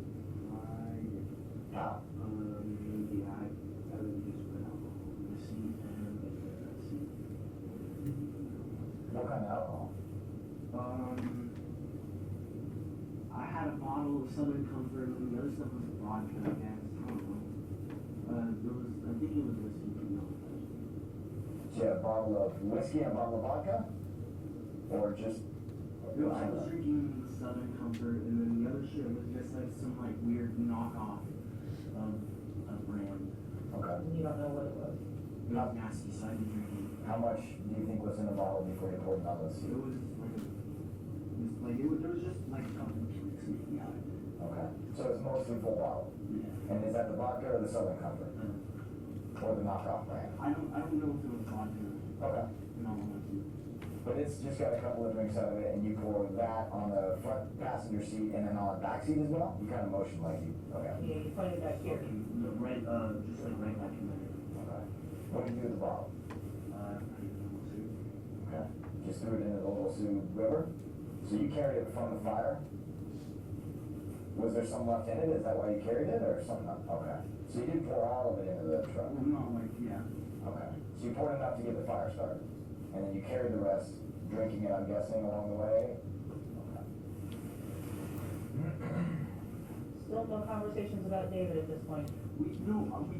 I didn't know about that kid at all. David, I didn't know about David. I didn't even know who it was stolen from. Okay, so they said to you, don't worry about it, the parcel, but they're not gonna report it. Well, I'm here, what else that said? I mean, it's a very interesting thing to put in the safety. You didn't even ask, where'd you steal it from, or, No. We They did. would have lied to me even if I did ask him. but you said that you wouldn't get in a stolen truck. Was that just BS too? Because if I get pulled over, worst case scenario, We've had a lot of failed I know. deals, passengers and stuff like that. They get a book, the drivers are focused on that failed deal or stolen vehicle. That's it, but. what you said, like, that's how I was thinking of that. And as long as I didn't know anything about it actually. Because I got picked up in it. Inside the summer, that was good. And then, like, I don't know if it was a Ford Bronco that I got picked up in. Like, Well, obviously it was, Bradley. what the Bronco looks like. Well, let me ask you this. It's like, Did you burn up the truck that you got picked up in? yeah, but I swear it looked more like a Suburban. Okay. I'm telling you, it was David's Ford Bronco that you got picked up in. Before you.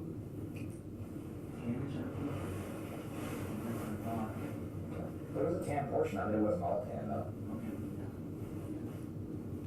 Do you remember the other color that might have been on that vehicle? Either black or white. Those are totally opposite colors, Yeah, right? no, it was tan and then, that's all I remember was the tan part. Sure. If I showed you a picture, do you think you'd remember it? You get threatening No. But Yeah. if they're killers, anyone? No. Let's go back to the time period when this all occurred. Did you get Did you threatened? get threatened in any way? By, I don't know. By Dominic or Eric? If you don't do, if you're not part of the game, then X, Y, Z may happen to you. Like, don't talk to the cops or else? No. I might be having conversations with her. I could have just left.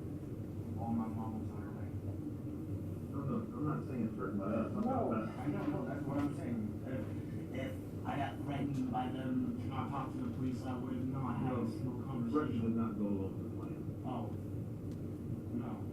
Okay, at any time, you probably could have walked away from those clowns in the Bronco. Is that right?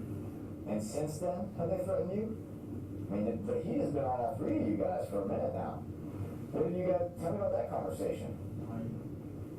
I just try to keep asking Dominic and Eric what's happening, and then they said they don't know. I don't know. Well, that's not true. I really don't know anything about it. Obviously, what they're saying isn't true, but I don't know. Sure. Let me ask you this, it's a hypothetical question, okay? You know what a hypothetical question means? It means you don't have to have direct knowledge of it, but it's like your opinion. Your opinion. Where do you think David would be, in your opinion?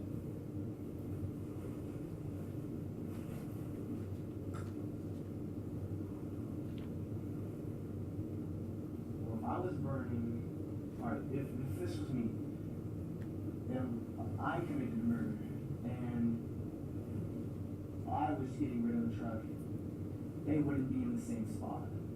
Okay, I agree. I think that's actually a pretty safe bet. So taking that and extrapolating it out, we know where the truck is obviously, because we found the truck, we have the truck. Where do you think David might be in relationship to that truck? You say that you wouldn't put them together, where would you put them? Where do you guys hang out? Or where do they hang out? What do you mean? Well, hold on, let's take the Sergeant Wagner's question here for a second. Pretty good question.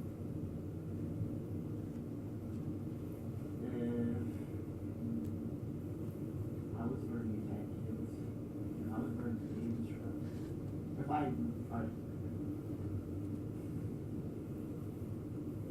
knew where we,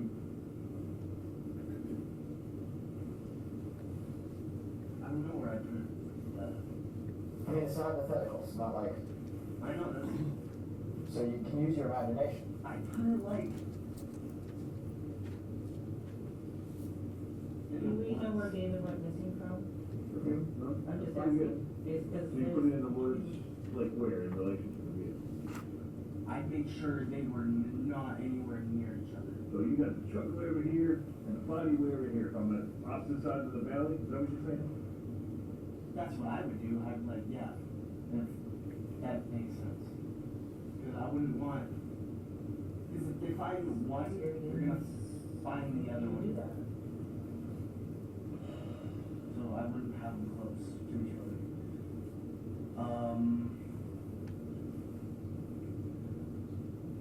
Now, No, so extrapolating from that, because I really like you you. guys check whole hills and shit. The party spot in Sutton. I know the coils are, in Jonesville. Yeah, that. Yeah. Okay. That's a good spot. Burma, you know where Burma Road is? On Big Lake. Party spot? Mm-hmm. That one long trail? Mm-hmm. On That's Big Lake. another spot. Yeah.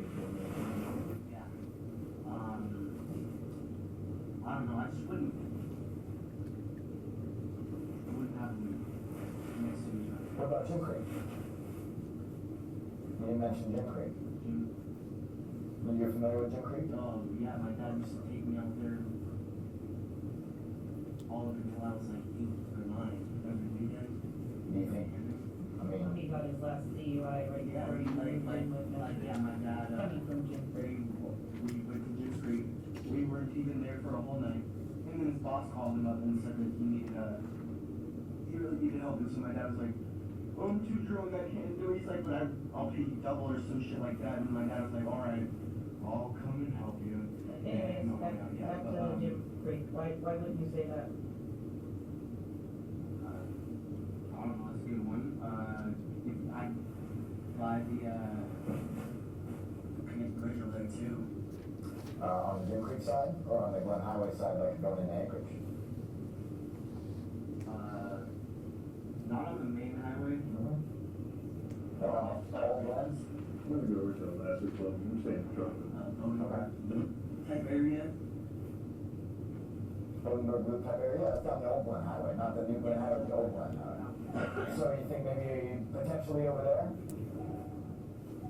No, we never went on that side. Okay. But I'm saying, I'm still speaking hypothetically. Like, I know you weren't with them, but if they, I mean, would it be outside of the realm of possibilities that maybe Dominic and Eric might have gone over there? Could that be possible? I mean, they're about the same age as you. You guys are friends. I would imagine they're probably thinking right around the same thing as you're thinking. Like, let's separate the vehicle from the body as far as we can, right? That makes sense to you. It must make sense to them too. The human brain doesn't work that much different from each other. Any particular location over there? Over there, so. Who does? Eric, Hey, he lives on the Palmer side. yeah. That's where. How many times have you been to Eric's house? Like, Hey, how long have you known Eric?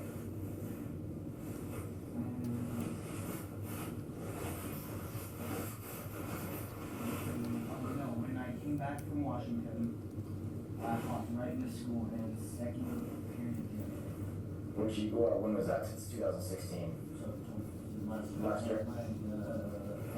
So you've known him a handful, or you've been to his house a handful of times in about a year? Yeah. Okay. Times in about the last few months. So who are you more friends with, Dominic or Eric?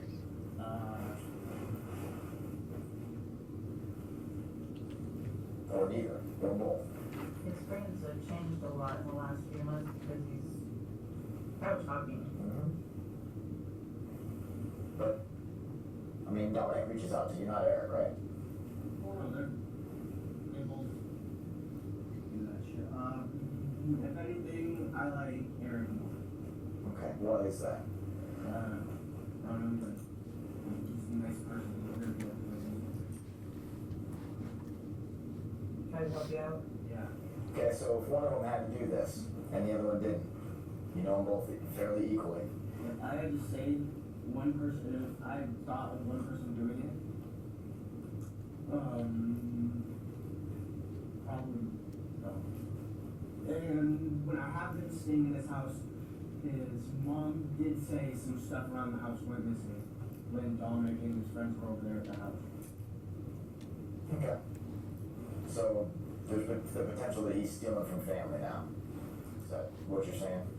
Yeah, like you're gonna hear all that. There's gonna be a fat case as soon as Gramps gets back home. Right, because he stole all his guns. Yeah. Yeah. His guy was down in Washington getting treatment for being sick, right? And his mom said stuff about a whole fucking safe. Right. You'll have to deal with that. That's not a case I care about right now. But you're right. There's some stuff on the horizon for Dominic. So out of the two of them, if you had to pick one of them that might have hurt David, it'd be Dominic? But Don, Let's get back to, you mentioned something earlier on, and I really thought this was interesting. Devin has kind of been a security blanket for you for not a security blanket,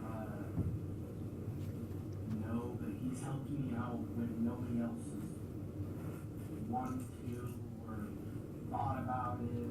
when you say helping you out, I mean, what's he doing? Like, he's giving me a place to stay, Is that his mom's house? he's let me stay there, he's giving me rides places when it's a long walk, also. But it didn't, okay, so some of that comes with, that's right, you're back, you do this for me, you prove yourself to me, and this relationship becomes full, it becomes more meaningful, it becomes, you know what, you become something larger than two people have, I think, multiple games, but What? What happened?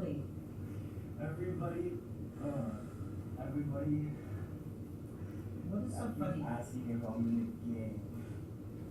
I didn't ask you for anything. No, but it's like everybody asking. He's talking about camaraderie. Oh, what's that? No, kind You had a black bandana in your back pocket, and the bed you were sleeping in had a blue bandana. One doesn't have to jump very far to come to the conclusion that those are absolutely, undoubtedly gang-related items. So, I always have the black bandana in my back pocket. if it's as simple as you're not in a gang, you have no aspirations of being in a gang, you're not being recruited for a gang, just say that. I get up in the morning, it's a pain in the ass for me to remember how to watch one. And that has a function. That tells time, right? And I have a wallet that carries my money and ID and stuff like that. Anything else is just a pain in the ass to carry with me. I used to have my money. It's just easy to put your money in the in your back pocket, minus the pulling of the bandana. So, listen. My point with that is, let me back. How did you and Devin become, I guess, friends? 17. Is Devin older than you? He's like 18. Okay. All right. You still go to school? No, he's planning on going back. Those are part of the time in his life where especially times out. You know what I mean? You know, you go to school, that opportunity where you go to school, it's not so long. When do you plan on going back? And what school do you plan on going? Starting next year, Colin or Rochelle. I don't know if Colin's gonna accept him again. Yeah, but I think Rochelle. I know. Is that where you met him, is it Rochelle? No, I know a bit about what happens at Devin's house, who lives there, background, yada, yada, yada. He spent some time at the state, did not? he moved up here from Pennsylvania or Jersey. You say that his stint down south? Yeah. How do you know he came from Pennsylvania or where? Because he always talks about coming from PA. Yeah. All right. What do you tell you happened? Okay.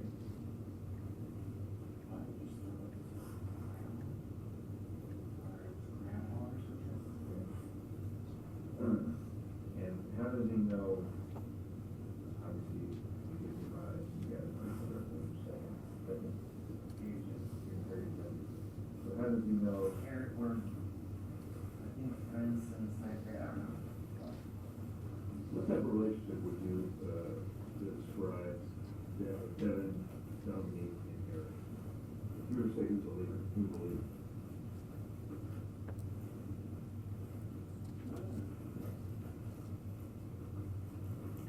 That's a good question. I mean, see many of us, like, if one friend's always, like, you mean, like, one friend always coming up with good ideas?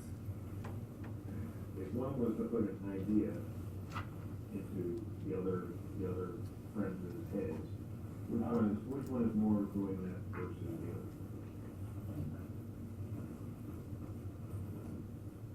Anybody can have an idea. You're not seeing that as part of that as any equation, or you're not seeing Devin or Dominique or Eric, out of those three, no one you would consider the ringleader versus the other two?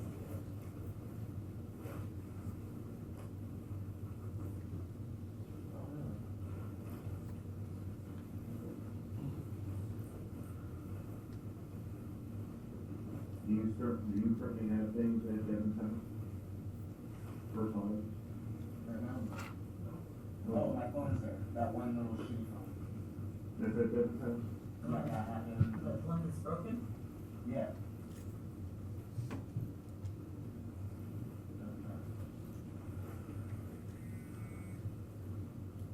When you got picked up at Devin's house in the Bronco, you went down Johnson, made a right, they take you eastbound on Parks Highway towards Pittman. When you guys went down Pittman Road, where did you guys first stop off at? Yeah, Pittman. Fidelity gas station, and you got the Tesoro gas station, and you got Trooper Post and, Three bears. yeah. And here's the Three Bears, here's the store, here's that. Yeah. So Pittmanville Road that goes into Meadow Lakes. So the one that goes like this, up towards the Three Bears? Yes. Yes.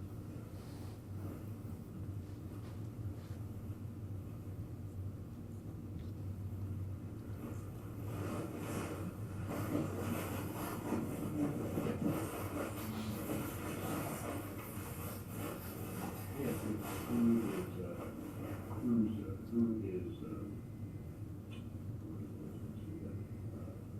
Dominique's girlfriend. Dominic's girlfriend? Yeah. It's you.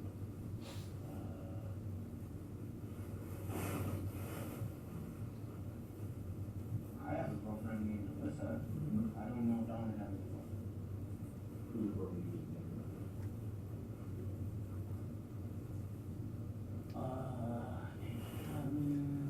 Clayton, I don't know. Fucking, he doesn't hang out with too many girls. Jackie. I'll be right back. Yeah. You want to sit in front of you? No, I'm good for now. I'll shut. I think just food's about to get here. Need enough of that. Are you, so, are you saying you don't remember going down Pittman, or you didn't go down Pittman? I don't think we went down to him. Okay. Like, I'm pretty sure we just went up the highway and we could have turned up church, but I think we went up and went up Lucille. And we're driving around back there because I'm pretty sure I remember going through the roundabout up there. Mm-hmm. Do you remember going through it, or did you go through it and then hang a left on Selden?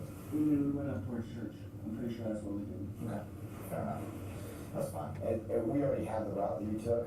You're somewhat accurate, but we already know the route, so, and that's pretty close.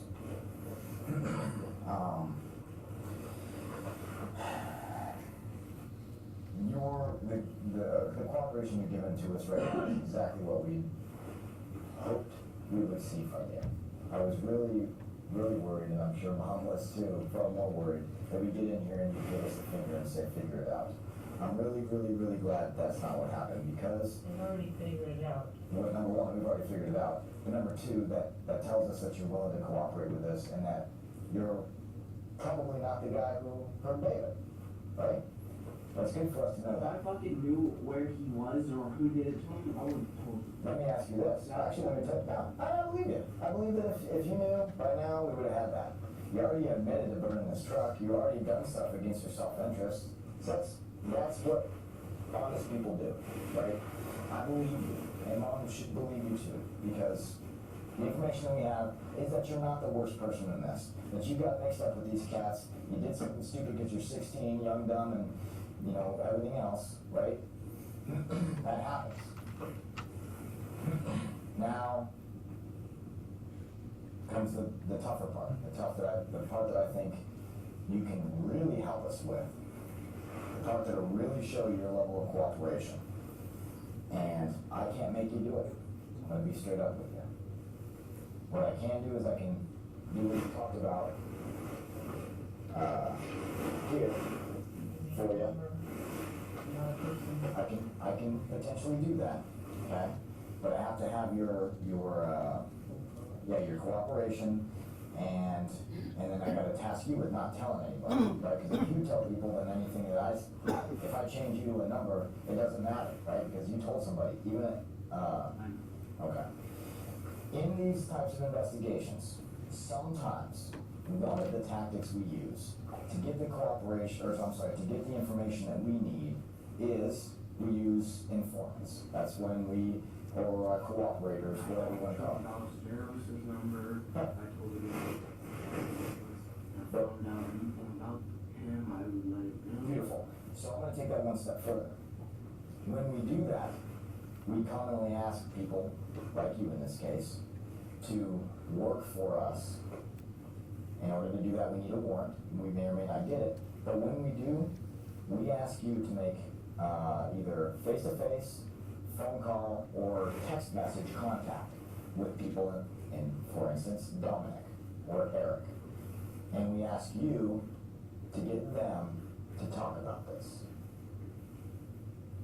I'm gonna let that marinate for just a second. I don't want you to answer yes or no. That is something we do. We've already done it in this case, and we're going to continue to do it because it's that important of a case. Now, I believe you absolutely possess the ability to do this.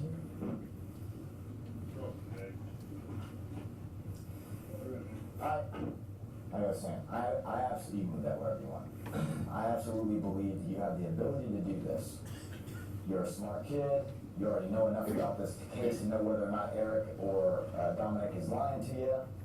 I would like to sit down next to you on Facebook and have you instant message Eric or Dominic, whoever you feel most comfortable doing, and ask them some very difficult questions to see what their answers are. Before you answer, Bradley, Mom, how do you feel about that? I would love to know what David is.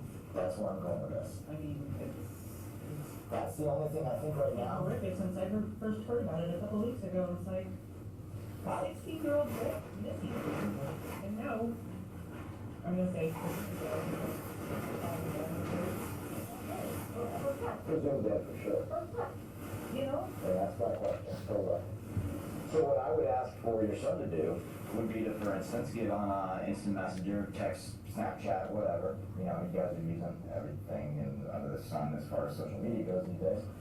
Get on one of those methods, whatever method you use to contact him most frequently, and start with some really benign information. You know, whatever the case may be. But the goal would be, at the end of this, is like, where's David? That's what my goal would be. I would want one of them to tell you where David is. What do you think about that, Bradley? Does it have to be on like social media or Yeah. something? Like, It can be whatever way you want. if I could talk to him Sure. and It's your call, brother. In this case, you're kind of calling the shots, whatever you feel would be the most normal, because obviously we don't want it to be weird. then we ignore his tip of where he is. If I could find out if they would tell me, I don't want to fucking, you know, like, because if I start texting them where's David, they're gonna think. No, They're sure. looking for you. No, sure, absolutely. And we've done this, by the way, a billion times, okay? So we have, we're not gonna just turn it loose and say, hey, go find him, and then not give you any guidance. We would work together, step by step, and we'd start off with something really easy. Hey, the cops are all a-holes, I got jacked up today, they think I did this robbery. Just to start the dialogue, right? And then we start just basic stuff back and forth. Next thing you know, you're talking about, and they also jacked me up about the dead kid. Don't even use his name because that would be abnormal, right? And then, like, you guys picked me up in his truck. What'd you know, how did that go down? And start affiliating yourself with this situation. Because you already know that it's his truck. You're essentially, you getting a list of information from them based on my input, Nagram's input. They know that everybody's being talked to. Yeah, exactly, because they've been talked to. And so what we're looking to do is together, working together. I would never send you in anywhere where you'd have to figure it out on your own. We would work together to make that happen. And it doesn't, we can do it over the next, I'm good, thank you. Over the next day, week, or month. Does that make sense to you? Okay. And, He's not a bad kid. clean up after He yourself. obviously has bad friends that are very influential. Exactly, and that's why we're here. It's like, I'm gonna tell you right now, your friendship with Eric and Dominic, here to and after today, is not ever going to be the same. That's a good thing, because in this case, you don't want to be associated with them any more than you already are. They got you into this. You are the only one that can get yourself out. So I'm asking you to help yourself.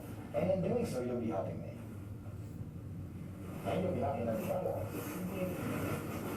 Yeah. Do you think you can pull that off, or you, I very well. I will try. I'll really try. Okay. Let me ask you this, because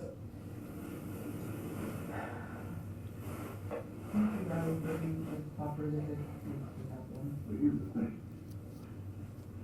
Bigger, right? yeah, that's where I was gonna go with this. No, you go right ahead, because you and I are sharing a brain on this one.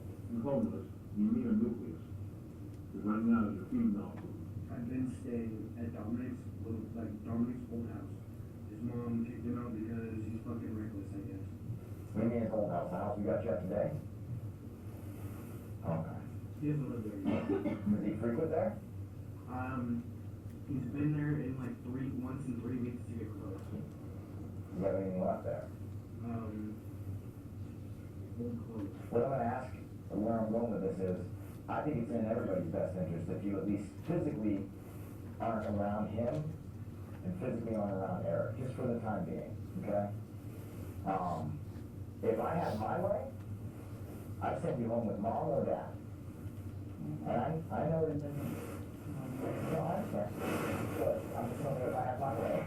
I don't get my way a lot of times, I'm just telling you. I work in this And not a nice person. Okay. If we can work it out. What's your dad's name? All right. Your voters, scissors. So if Misty allows you to stay there, you feel comfortable staying in Misty's? And Mom, you're okay? If I talk to her. Is Misty the Dominic mom? Yeah. Let's talk, since we're here. It's just, Like, the camera will show me leaving for about 10 minutes, and that's the last I can swim. We covered all that. David Grunwald is the only thing I eat, live, sleep, breathe, anything right now. So, if we can convince Misty it's an okay thing for you to stay there, you're okay with staying there? Okay. Is it Tavern or Taven? Taven. Taven seems like an okay kid. He's not gonna get you into trouble. In that phone that Shane took, Mm-hmm. can I have it back? Is that your phone? No, it's not mine, it's Dominic's. But I'm gonna try and get a password from Dominic, see if he remembers it, so I have something to text him on. Well, there's no SIM card in it. How are you gonna do that? There's Wi-Fi key. How would you need the Wi-Fi? I get Wi-Fi. or my mom can just give me everything. Get SIM card. Tell him I lost my phone. oh, another SIM card, I was gonna say, I don't wanna buy you another phone. Okay, we'll work out the phone thing. I think that's doable. We'll work out the phone thing. One way or another, we'll work out the phone thing. Let me ask you this. Dominic used to have an iPhone 6, the big one. A 6, not even, maybe a 6 Plus. You ever used that phone? Like, Oh, you used it. Make phone calls, use apps, Snapchat, whatever. Do you know the passcode?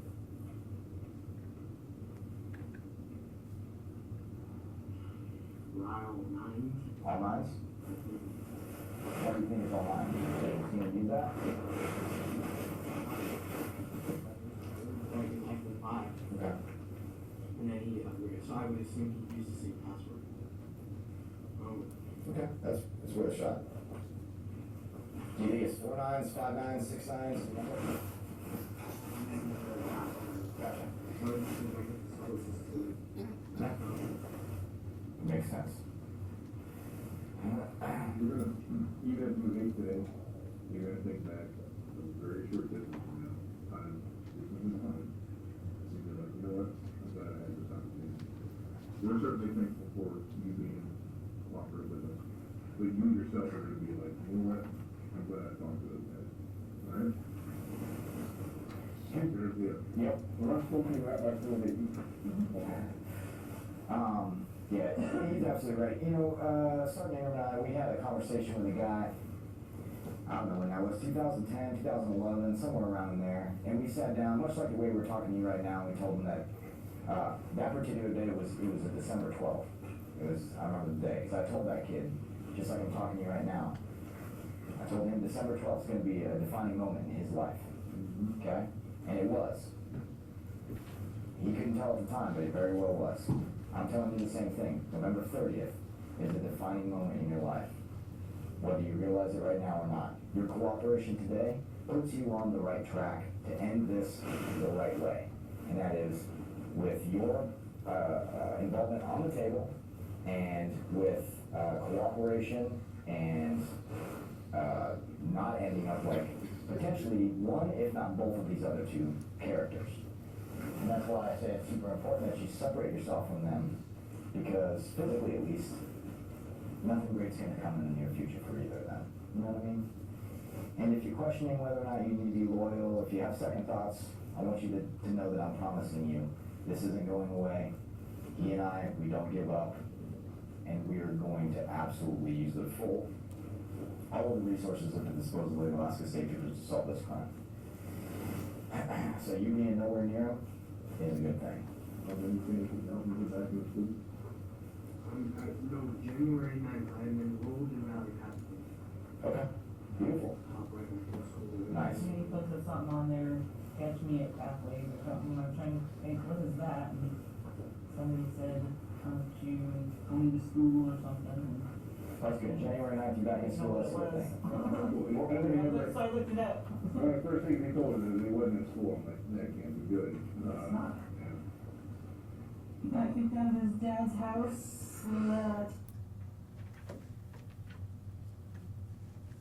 We agreed to stop the tape at that part.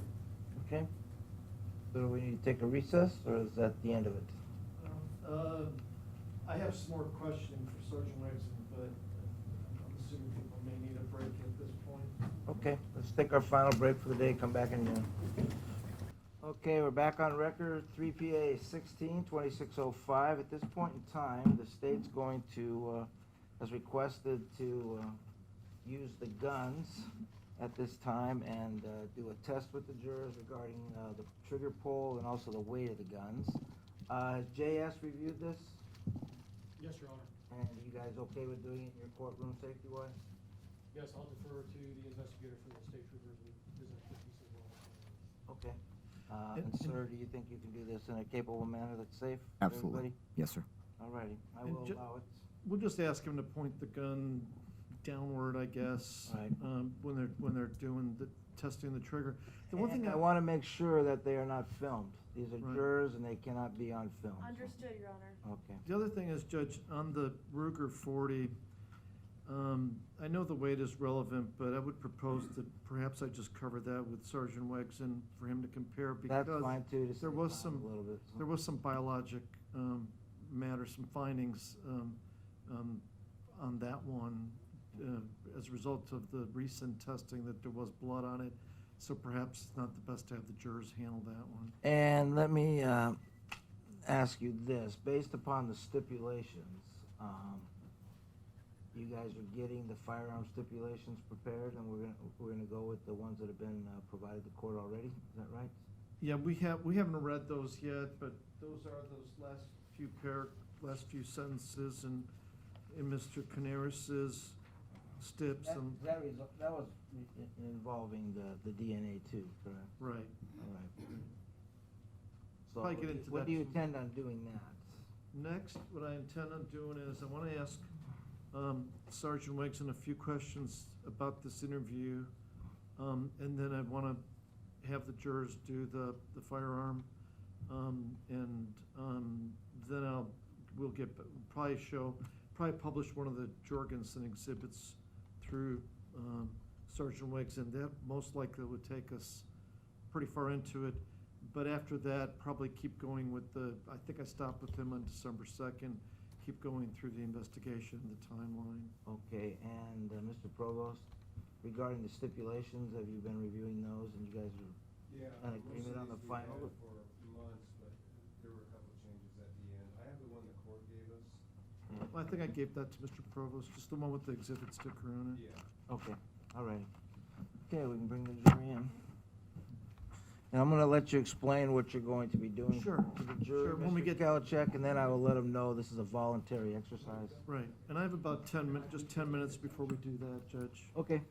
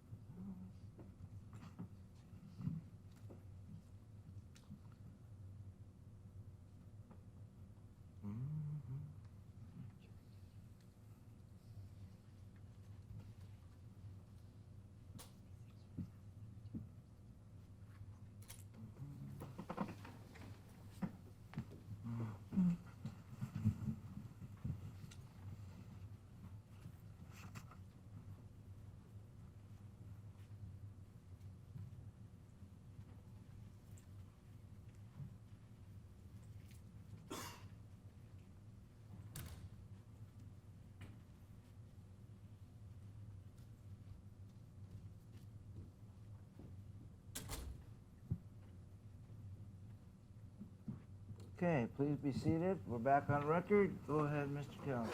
All right, thank you. Sergeant Ranks, I want to ask you some questions about the lengthy interview that we all listened to earlier today. I want to ask you some questions about your feelings after this interview concluded, as far as some opinions or perceptions. Now, at the conclusion of this interview, did you have any reason to disbelieve Bradley Renfro that his only involvement was driving around in a stolen Bronco and being involved in the burning of that Bronco? At that time, I didn't have any evidence to support anything else. So All right. I just believed what he was telling me. All right, and where I'm getting to is, we heard that there was some discussions at the end where there was discussions about him potentially, cooperating and obtaining some inculpatory statements by the others, correct? That's correct. Okay, and was that because you believed that he had given you a fairly truthful rendition during this November 30th interview? Looking through the lens that I had at the time, yes. Okay. Now, obviously, if we look at it from, from a final standpoint, as far as knowing everything we know today, we know that interview wasn't truthful. Is that correct? That's correct. Okay. Now, at the same time, we know that you did not confront him with any camper information, for example. Is that because you didn't have the blood information yet about the camper? That's right. This interview is taking place November 30th. Although we had taken the trailer on the 29th, we didn't actually have it processed until the 1st, the next day. And you didn't confront him with the photograph and video from the gas station. Is that because you didn't have that yet? Right, we got that on the 5th of December. Right. And you didn't confront him about being in the camper? That's correct. We got that on the 2nd of December. And you didn't confront him about being at Knick River Road, correct? That's correct, I didn't. Okay. Now, I also want to ask you some questions about interview techniques and whether they were just, standard interview techniques, or whether some of these things were truly occurring. Let's just put it that way. So, as to the interview techniques, the questioning by you, that providing him an opportunity, in other words, the talk about this was the opportunity, that this was the time, the moment that could define his future, et cetera, et cetera.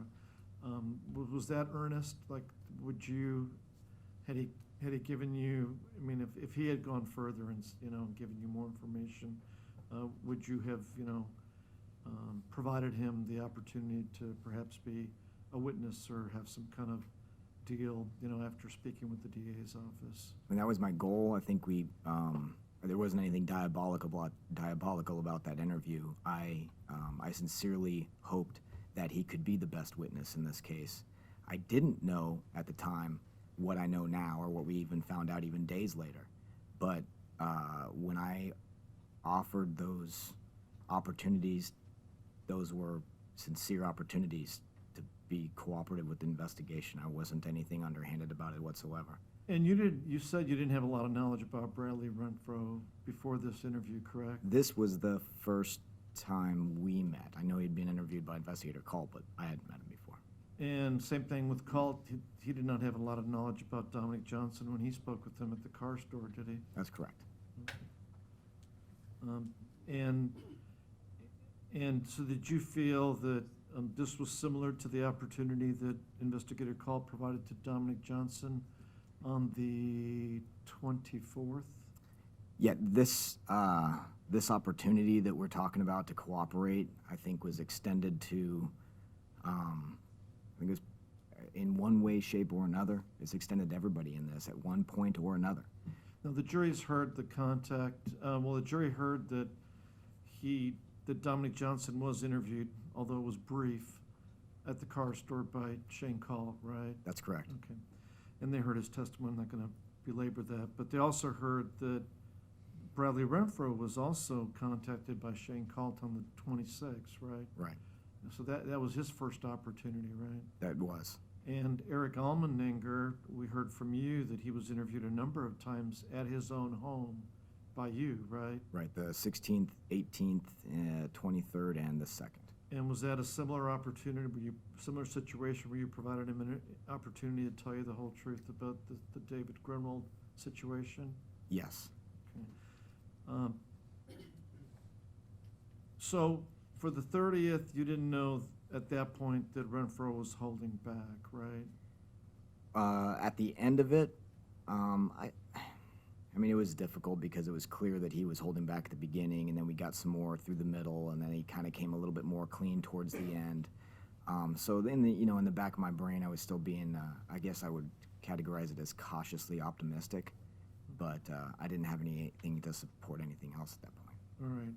And again, at this point, people are still looking for David Grunwald? Yes.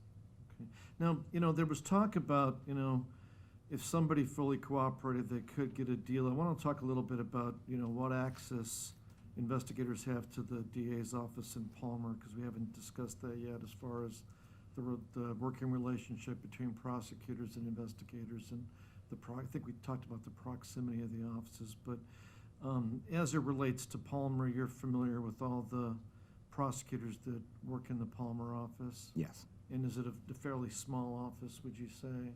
I would, yeah. Okay, and have you been, how often are you at the Palmer DA's office interacting with the prosecutors on cases? Depending on the case, I'm over there several times a month, and if we've got if we're working a case, it's getting, maybe doing some preparation for court or something to that effect, follow up an investigation, it could be a couple of times a week.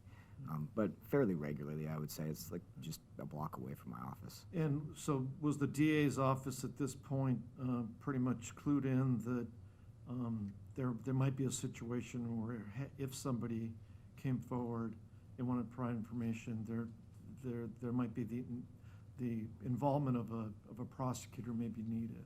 Yes.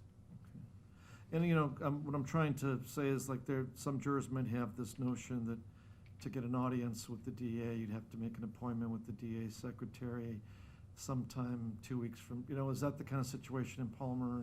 No, that's not the situation at all. At any given moment, if I need an ADA or the DA, I can make a phone call and I can have one on the phone almost immediately, and in a meeting, depending on the timeliness that's required, I can have a meeting almost immediately if needed. All right. And then the same thing goes for personal cell phones of the prosecutors. You would have access to many of those? Yes.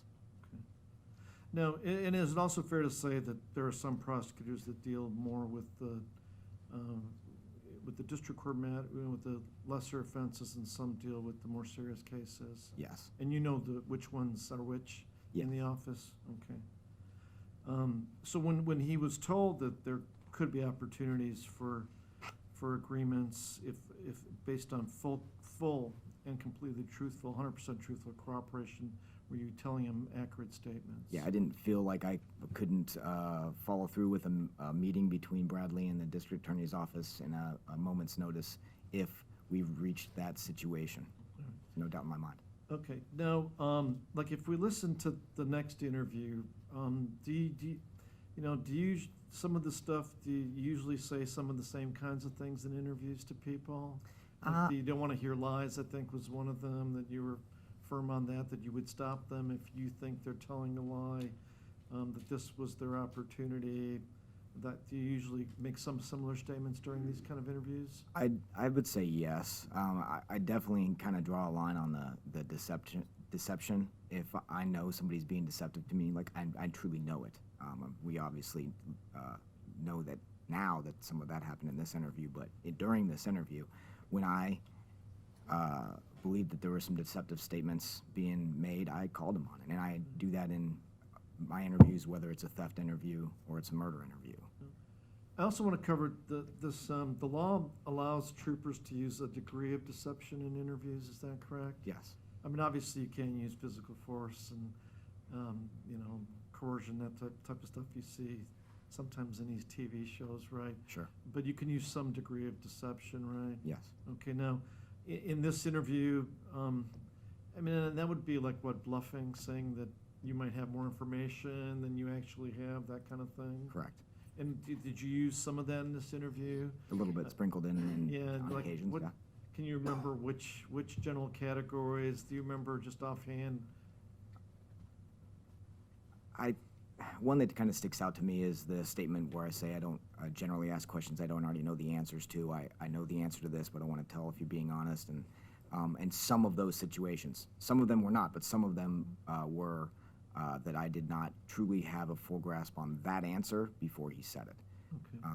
And that's just one that comes to mind. I'm sure if we go back through it, I could find one or two more. Right, but some of this information you did know. For example, 3 people being in the cab, right? Right. You knew that. So when he said, initially when he denied involvement,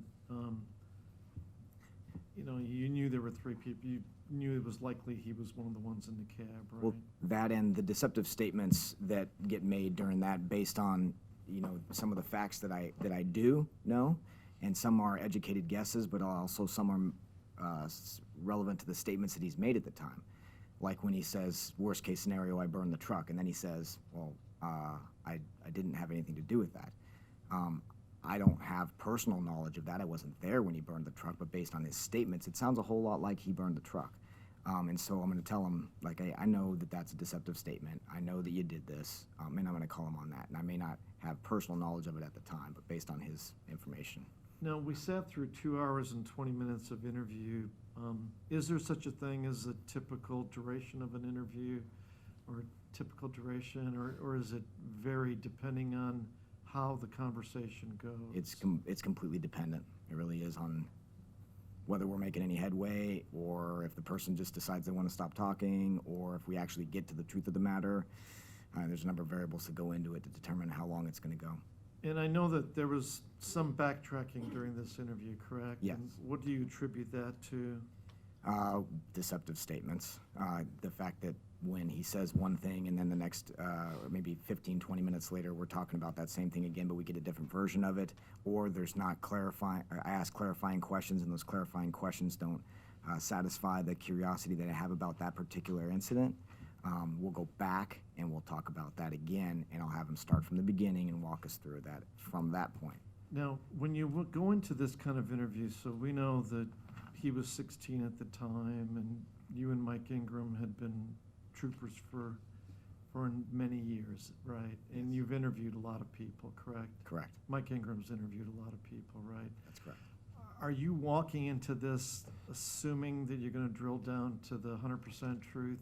When you commenced this interview, did you and Mike Ingram think that you would drill down to the 100% truth or not? Or did you not even discuss that? No, we certainly didn't discuss it, and we didn't have any presumptions necessarily about what was going to happen in that interview. Our hope was that we would drill down to the absolute truth the first time with verifiable information. But it's not unheard of for us to get into an interview like this and have it go a lot like this one went. So I guess to answer the question, I didn't really have a whole lot of presumptions exactly how it was going to end. And just also what you're, in some ways, when you came into this interview, I want to know, as far as information you had, information you didn't have, when it came to the interviews, like Calt's interview of Johnson, background information, he did not have a lot of background family information about Johnson when he approached him in the car store, right? That's correct. And similar when you did this one, I know there's a lot of moving parts to the investigation, but you didn't know a whole heck of a lot about Bradley Renfro when you did this interview, right? That's correct.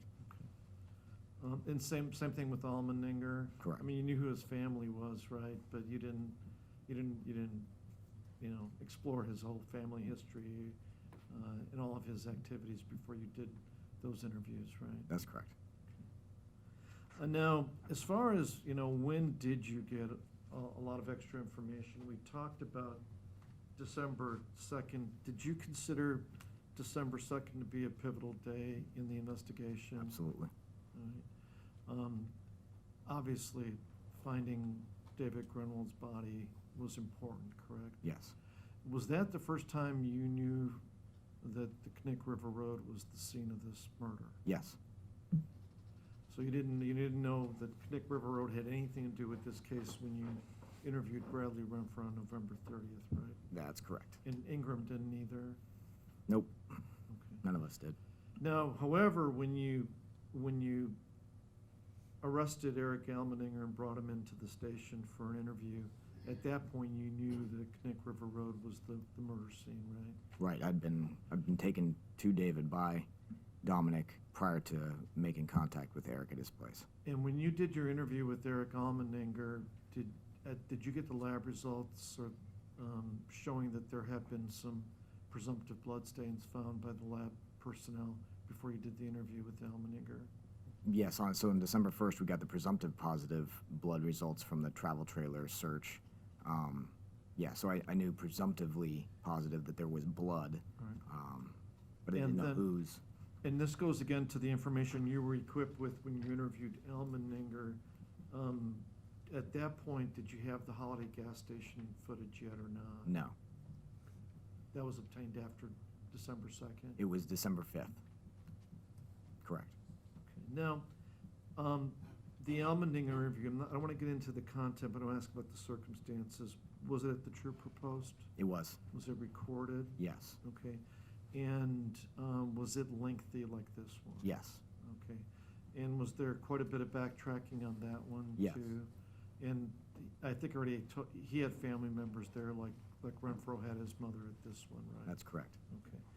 Now, in Renfro, later on, when we talk about Renfro's December 6th interview, I think in the 6th one, he mentions that he already read the affidavit, right? Correct. Okay. What was he talking about as far as the affidavit? Tell us what that was. So, when I arrested Eric Almendinger, one of the processes we go through is once the person's lodged in jail, I have to fill out some paperwork, some charging documents, we call them. Those are the complaints and affidavit to support the probable cause for the arrest. The media typically will pick up on those affidavits. That's the written from point A to point B, or Z, from A to Z, if you will, from the information that is related to the probable cause for arrest of that person, in this case Eric, and it contains a lot of the supporting information for why Eric is in jail in this case, and the media will just take that and publish it. It's not a sealed document. It's something that anybody can get from the court.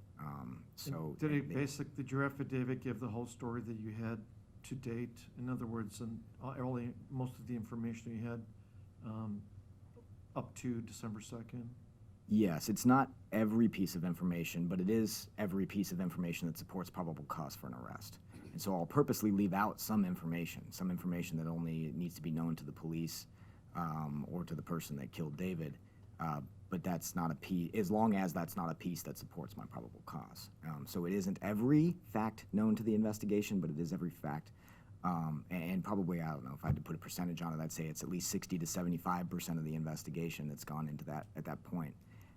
And that's all kind of copied and pasted by the media into the paper. And did you put in there that David's body had been found at Knick River Road? Yes. Okay, and did you put in there the substance of what Eric Almeninger had told you? Because it's an affidavit in support of the complaint against him, correct? Correct. So did you summarize the interview? I did. And then did you summarize which people, what he talked about, other people he talked about in there? Yes. And did you use their names or their initials? Initials Okay. and ages. And were any of the initials the same, or were all the initials different? Well, I just used their first and last initial and their age. Right, I'm just saying, were there any people of the same initials in the people you described in the affidavit or not? Austin Barrett and Alyssa Bledsoe contain the same A and B, but I don't remember that Alyssa's initials were relevant to that probable cause statement, so I don't know that she was in that one. All right, but for example, like if he told you he saw the affidavit, would he know the sum and substance of what Eric Almeninger had told you on December 2nd? Yes. And so therefore, before his interview, if he told you that he saw that, you knew exactly what he was talking about as far as what information he saw? Yes. Okay. And we'll listen to that. Did that come up in the beginning of the interview? Did that come up sometime later? That was the beginning.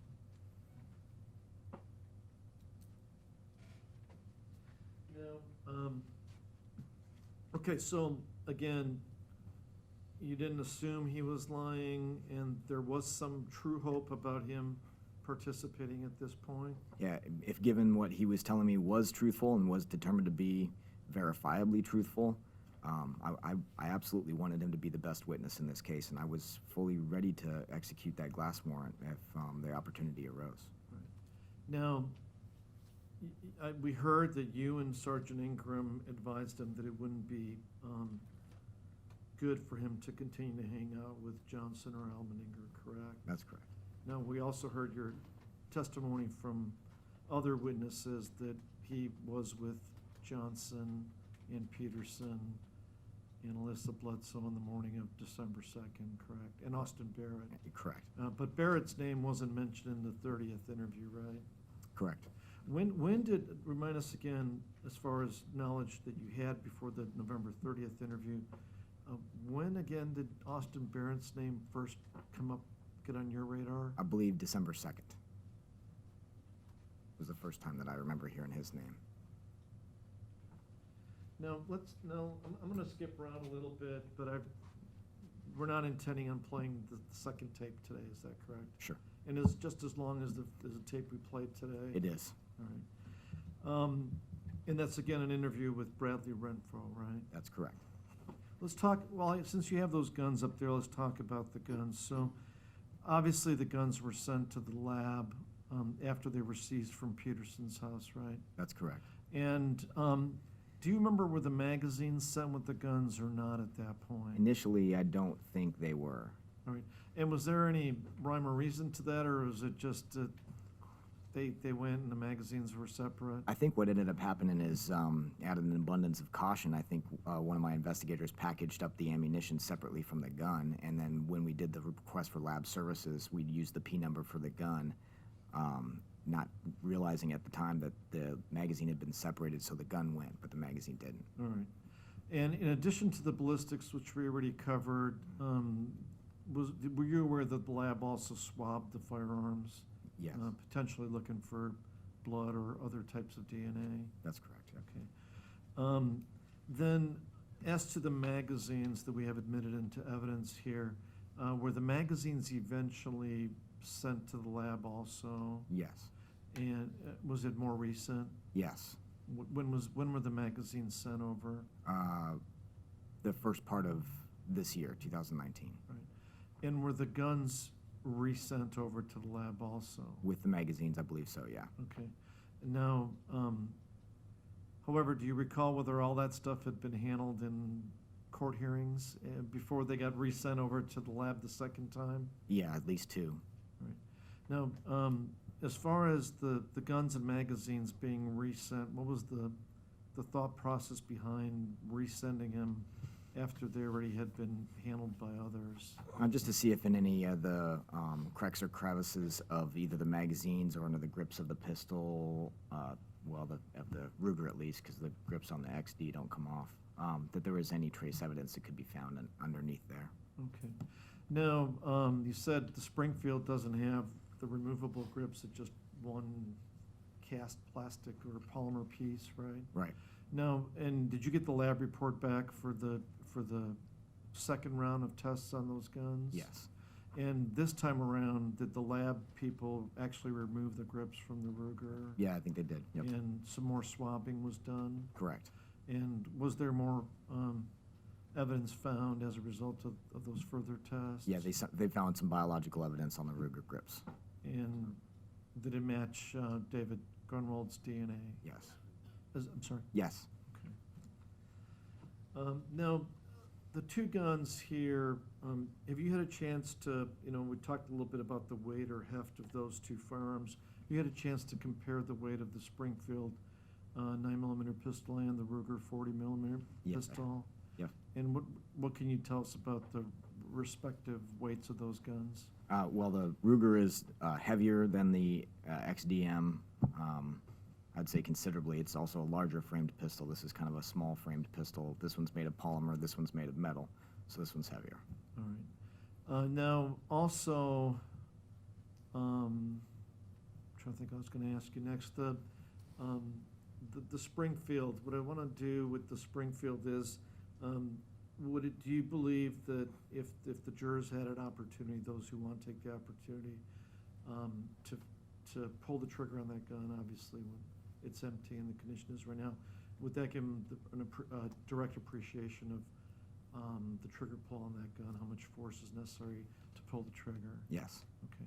In other words, have you handled some pistols, other pistols like 1911s or whatnot, where the trigger pull is considerably lighter than these two guns? Yeah, some of the single action pistols, like the 1911 style pistols, definitely have a much, much lighter trigger pull. There isn't as much trigger travel between point A and point B on the trigger.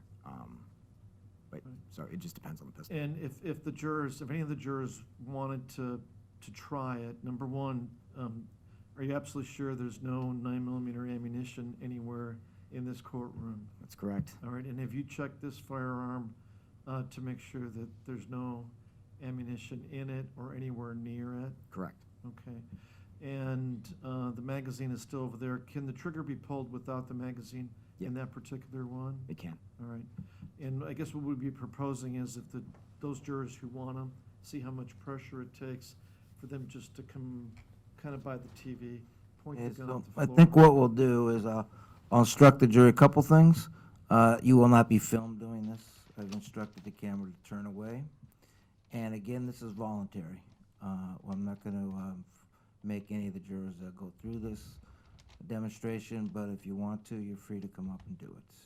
And the officer has assured everybody here that this is completely safe, okay? So I guess we can start with the front row. And whoever wants to come up, just ask each individual. So. Anybody? Okay, come on up, ma'am. And Sergeant, is it fair to say that if a juror pulls the trigger, you have to re-rack it to reset the? Yeah, pull a slide to the rear so that it can reset it. Okay.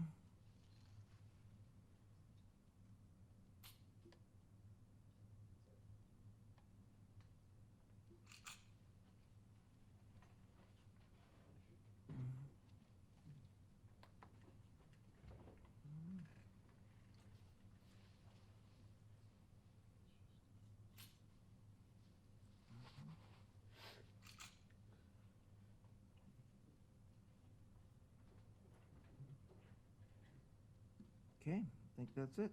All right. Did we cover the back row, Judge? Anybody in the back row? Oh, okay, sorry.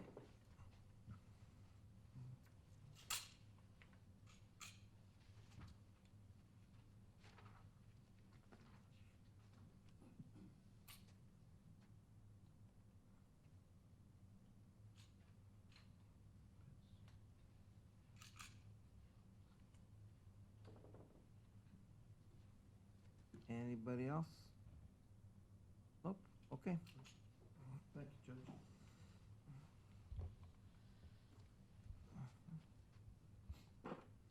So let me, like I said, I'll be jumping around a little bit, just to provide a little bit of variety for the last 45 minutes or so here. But let's talk about the additional information. We covered the second and the important events there. Obviously, we're locating David Grunwald's body and then arresting and interviewing Eric Allmendinger. Now, as far as opportunities for him, this interview was after his arrest, correct? I'm sorry, which interview? Yeah, the December 2nd with Allmendinger was after his arrest, yes. right? The Allmendinger interview on December 2nd was post-arrest, yes. But you gave him how many opportunities you give him before this to provide you with a truthful statement? That's three, 16th, 18th, and 23rd before this December 2nd interview. Now, did anything change about the investigation after David's body was found, or was it still still going, still taking the route it was taken beforehand? About the biggest change, it's not a change, it's an addition, and the biggest addition I would say would probably be Austin Barrett's inclusion on December 2nd as a potential involvement in this investigation. But other than that, it pretty much continued on the same path. All right. Now, the third or the fourth, your report, the one reports you wrote, it skips to the fifth. And I was going, like we've been doing yesterday, was there anything significant on the third or the fourth in the investigation done by others? Being that it was Saturday and Sunday, I'm just double checking, but I don't see, it looks like everything pretty much picks right back up on the 5th of December. All right, and keep in mind that my goal here is to communicate to the jury what information you had prior to interviewing Bradley Renfro on the 6th, because that's the next thing we're going to play tomorrow. Sure. So obviously you had knowledge about all the stuff that Eric Almeninger had told you, right? Correct. Okay. And then nothing on the 3rd or the 4th? That's correct. All right, so let's go to the 5th. Is that when Ballesteros got the security footage from the Holiday gas station? That's correct. And speaking of the guns, what else happened on the 6th? The 6th is when we searched Devin Peterson's house on K Lake Road, and we found both of these firearms in his house during the search warrant service. All right. Now, I know the judge gave you the search warrant for the house, and were you primarily looking for the guns? Yeah, I'd have to refer back to what's actually in the search warrant, but these were definitely one of the bigger ticket items looking for on that. Why did you think that the guns would still be around, given the passage of time in this case? I guess I was hopeful that they would still be there. In my experience, sometimes folks get rid of weapons like this, and then sometimes they also don't. I'm not gonna not look just because there's a chance they could be gone. I have evidence to support the fact that they were at least there at one point, and so I'm going to go and I'm going to see if I can find them. And that's exactly what happened. Now, did you interview Peterson? Yes. Devin Peterson? And he was interviewed briefly before, right? On December 2nd. Okay. I don't want to get into the content, but what he said on the 6th to you, was it different than what he had originally said on the 2nd? Parts of it, yes. Mm-hmm. Okay. So when you went into the interview with Renfro that was the 6th, right? Later on the 6th, you were also equipped with information that Devin Peterson had provided to you earlier in the day? And I had that video footage from a holiday, and I had my information that provided to me by Eric on the 2nd. All right, and was it, when you were gonna interview, well, tell me, what was the purpose of re-interviewing Renfro on the 6th? If I remember correctly, I think there was a couple of reasons. Number one, to bring up the prior inconsistent statements that he made to me on the November 30th interview. Probably let him in on the fact that I was no longer going to be able to use him as an informant because he was being deceptive to me and he was lying to me, and that there's no way that I could use anything that he said because my cooperators have to be honest. Let me ask you this, was it obvious to you before you commenced the December 6th interview that he did not seize the opportunity or seize the moment on November 30th? That is leading, so rephrase it. After you found David's body and after you spoke with Almeninger and Peterson, did you still have the opinion that Renfro was being truthful on the 30th, or did you have a different opinion? I had the opinion he was lying to me. And obviously, we're going to hear about how that interview went. I mean, I don't know, was it immediately confrontational or did you ease into, into that interview? Well, I didn't have to, I got to skip the rapport building portion, I guess you could say. I don't know that it was confrontational. It was serious. It was a serious conversation. I was having a serious conversation about a serious incident, and I was bringing up some serious inconsistencies, and those inconsistencies were directly related to his involvement, not just everybody else's involvement. The notion of him potentially being a police cooperator and doing tapes, taping statements by the others, was that still active at that point, or was that gone? No, I'm pretty sure I told him early on in that interview on December 6th, like, we're done with this. This is not a thing that's going to happen anymore. I can't continue to, in good faith, use somebody who I know is lying to me. No, Elmeninger was already in jail, so he's not gonna be recording recording statements against Elmeninger, right? Correct. And you testified the investigators saw him with Johnson early in the morning on the 2nd, right? Right. So, Johnson and Evan Peterson. was there still any expectation in your part that he would even be able to, that he was even on your side versus the other side? To be honest with you, my opinion at the time, my perception at the time, was that he was playing both sides. And was there any way, like, once you let Renfro go on the 30th, was there any way to control whether he had contact? Realistically, was there any way to control him having contact with the others or not? By others, I mean Dominic and Elmeninger at that point, because you didn't know about Barrett. Yeah, no, I don't have any control over what he does. I gave him some guidance, told him what I thought would be in his best interest to stay away from those folks, and he, it's his choice whether or not he goes out and associates with them. Now, the video from the shed where Dominic Johnson is speaking, you already testified that you got that way later, right? Way later. Way later. So you were not equipped with that information. How about the text messages between Johnson and Elmeninger? Did you have those before the 12/6 interview with Renfro, or did you get those later? Those, I believe, started trickling in around the 1st, 2nd, 3rd of December, if I remember correctly. But I'm going off of my memory. But I believe we got them around the 1st week of December. I want to talk about those things.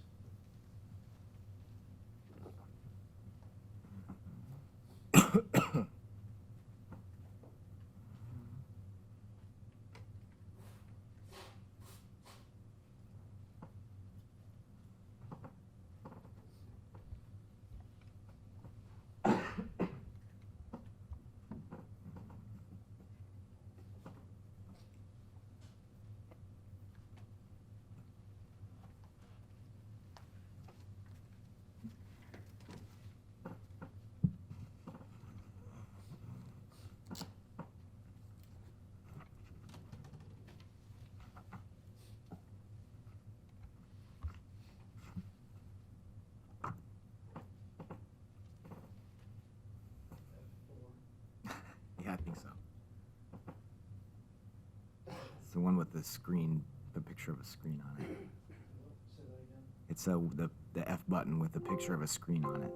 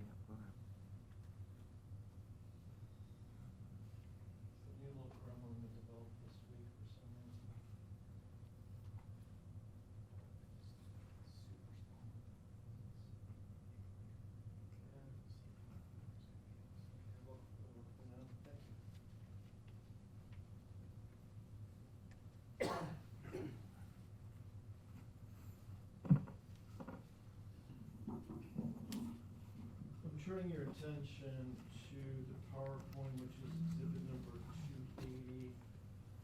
This was actually talked about by, authenticated by Dustin Jorgensen, but we didn't publish it to the jurors at that point. And I subsequently moved for its submission. I believe the defense has that on opposition to. Go ahead, Millie. That's number 280. Can you tell us what that is, please? These are exchanges on Facebook Messenger between Eric Almendinger and Dominic Johnson the night of November 13th, 2016. And does it go further to other dates later on Yes, in there? it does. But obviously, we're interested in any exchanges that took place on the 13th. I ask you that, if you could take that microphone out, get the yardstick, please, again. I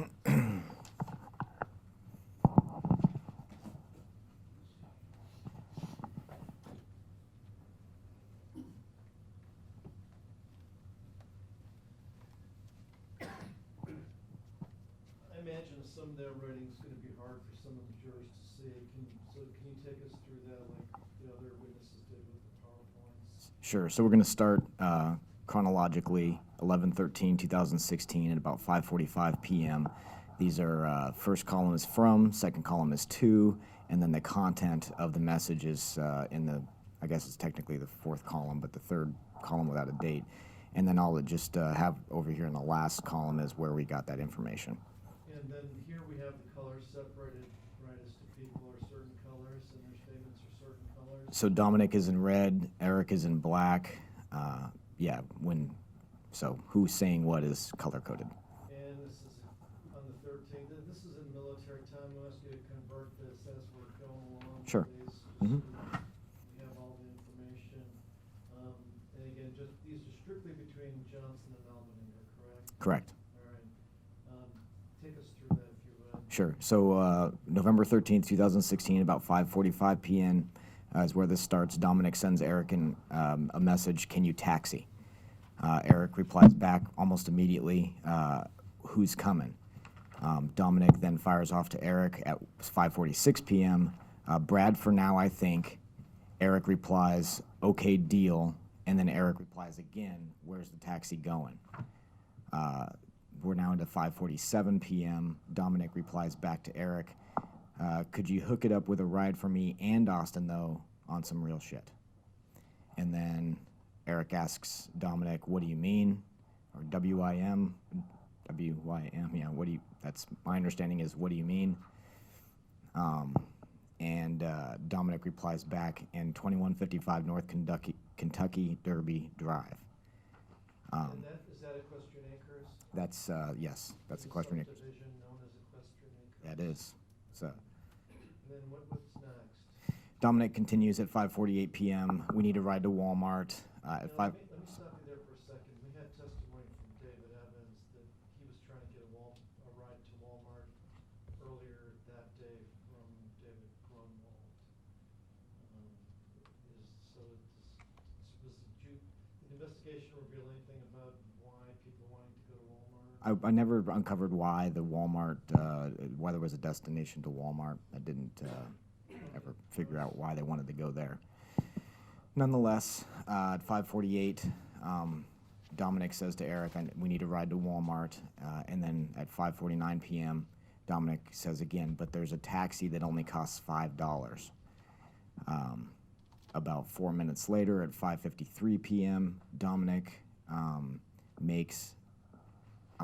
Dominic calls Eric on Facebook. So he makes a Facebook call that lasts almost a minute. It's 54 seconds long.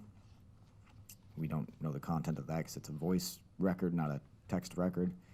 5:54 p.m., Dominic fires back to Eric, one we. I think he, judging by the next text message, meant 1 sec because he fires back almost immediately, sec. So we're going into 5:54 p.m. Dominic Johnson says to Eric Almendinger, "We're going to walk, LOL." Eric replies back to Dominic at almost the same time, I got it. Brad staying night. Y'all leaving later.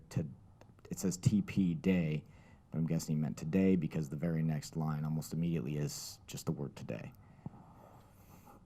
5:54 p.m. still, Eric texts Dominic, says, do we gotta walk to you or TPU? I was about to call a taxi. And then, again, Eric to Dominic, isn't that what he said, though, or meant? And then Dominic replies to Eric at 5:55 p.m., Brad's staying the night, and I think me and Austin are leaving IDK yet, and I think, I know IDK to be I don't know yet, or I don't know. At 5:56 p.m., Eric replies to Dominic, okay, deal. And then at 5:56 again, Eric sends a message to Dominic, David should be over later tonight. We're drinking tonight, or I am anyway, haha, do I gotta call a taxi? Or do I gotta walk? Where you all walking fro? I'm sure he means from. And then at 5:56, Dominic replies back to Eric and says, Ulysses. No, so does this information match the video that you got from Andrea Cullington and Melissa Bledsoe indicating that Dominic Johnson and others were in her shed earlier that day? Is that Yeah, it lines up. okay?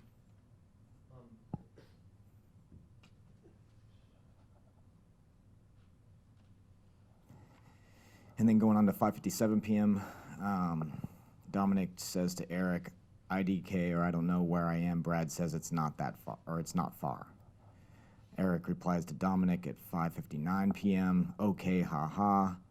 Eric replies again at 6 p.m. To Dominic, okay, yeah, okay, I'm trying to walk too, though.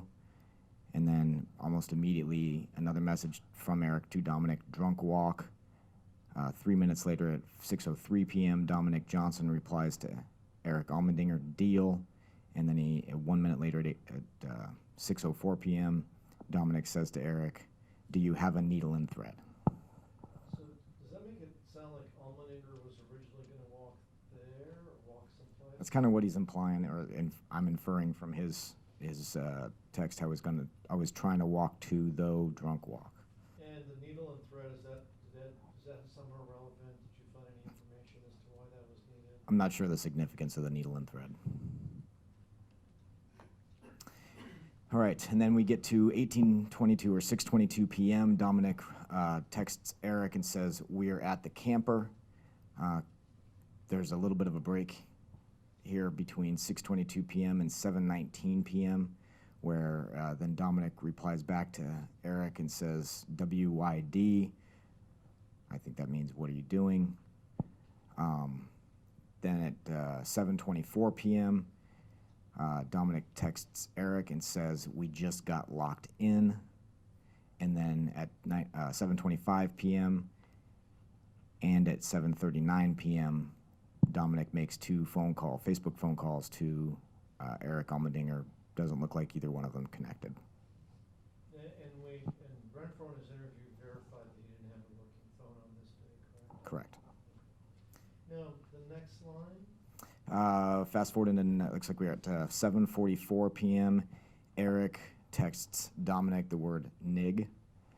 And then there's two phone calls from Eric to Dominic, one at 7:45 p.m. and one at 7:46 p.m. The first one at 7:45 p.m. lasts a minute and 8 seconds, or 68 seconds, and then the second one just lasts 13 seconds. And just to clarify, in the phone calls, there's no way to retrieve the substance of phone calls, is that correct? That's correct. Continuing on to 7:54 p.m., Dominic Johnson sends another message to Eric, and again uses the word nig. And then at 7:58 p.m., still on the 13th, Eric replies to Dominic, what up? And then sends another text message to Dominic at 8:07 p.m. My dad's being a pussy bitch, but David has to leave tomorrow, so I'm out tomorrow too, I guess. Are you taking it that he's referring to David Evans and not David Grunwald? Correct, and that lines up with what we've already heard here, but also what the investigation showed, that Rodney and Myler made the decision that David Evans wasn't allowed to stay there because he had already been allowed to stay there and then didn't follow their rules, was gone for a week, and then just came back this day. What do we have next? At 8:07 p.m., Dominic sends a message to Eric, says, "I feel it." And then Eric replies at almost the exact same time to Dominic, "We can come back and rob the fridge, but I'll plug that bitch in RNIG." And I'm not sure what the IG part is, but this is probably, RN probably means right now. And then Dominic says at 8:07, "Bet," to Eric. Continuing at 8:07, still on the 13th, Eric's texting, messaging Dominic, "Can I have the lights on though, okay? Just the heater." Oh, I'm sorry, I misread that. "Can't have the lights on though, okay? Just the heater if you find it." Is that the assumption that they're in the camper at this point? Correct. Okay. Against Rodney's wishes. 8:07 still, Dominic is texting Eric, "Okay, deal." Excuse me. Still at 8:07, Dominic sends Eric a message, "Are you coming inside?" About a minute later at 8:08, Eric replies back to Dominic, "Okay, deal. You got a place David and I can rest our heads for a minute." And then Eric sends another message to Dominic at 8:08, "No, I probably won't." Eric sends another message to Dominic, "To sketch TN." I would Is that a be mistake you made? I would be guessing tonight, but I don't know that. All right. Oh, I'm sorry, I take it back. If we follow up with the next one, he says RN, which is right now, to sketch right now. It's probably a misprint on his part on the previous one. So to sketch TN, then he follows it up with an RN asterisk. 8:08, still at 8:08 on the 13th, Dominic replies back to Eric, "Nope, I don't even have anywhere to rest my head." At that point, Eric replies back to Dominic, "Dad will know I'm gone and will expect me in the trailer, and he'll come out there." Or he will CO, comma, E out there. Just again, probably another misprint for come out there. And we're still on 8:08. Dominic replies to Eric, "Okay, oh, sketch." Sorry. 8:09. In this series of texts, Eric back to Dominic says, "Shit, so you want to stick together with me then? Be homeless homies. It's harder to find places to go when you're with a larger group, but I'll be homeless tomorrow, so may as well." At 8:09, Dominic replies, "Could I..." Back up a little Yep, bit. no problem. We heard from Rodney Elmendinger that, he was Eric was living in his house and he was being expected to go to school, right? Correct. Okay, did you have any information that Rodney was planning on? Was there any information found in the investigation that Rodney was somehow secretly planning to kick Eric out that night? No, I had no information to support that. All right. Excuse me. All right, so continuing at 8:09 p.m., Dominic texts on Facebook messages Eric Allmendinger, could I borrow a toolie? What is he talking about? What does that mean? A toolie is slang for a firearm, a handgun. All right. Then follows it up with another text from Dominic to Eric, I gotta go get some shit tomorrow, IDK, or I don't know what time, but we can meet back up tomorrow. And then at 8:10 p.m., Dominic says to Eric Allmendinger, "Let me get dat 4.0. And we know now he's referring to the Ruger 40 caliber pistol of .40. He's just misplacing the decimal and calling it a 4.0 instead of a 40. Still at 8:10 p.m., Eric texts to Dominic, "Okay, HM, yeah, I'll have a tent and too many bottles, TP, probably to carry, and too much stuff to bring with me." And then at 8:11, Eric says to Dominic, "Everyone asking for my toolie makes me sketch, plus I had bad vibes about not holding it." And then the same time, 8:11 p.m., Dominic replies back to Eric, "Like I'm your nig, I kinda need it." Now, the NIG, that's the way they refer to each other, Correct. and you've seen that in other communications? Yes. Not just by these two? Correct. Continuing on, at 8:11 p.m., Dominic says to Eric, if anything happens, you're not going to get involved and you're going to get it back. Referring to that Thule, aka the Ruger 40 caliber pistol. At 8:12 p.m., Eric replies to Dominic, fuck, I don't know how. Maybe I'll tell my dad I'll come back if I need to. I have a different Thule.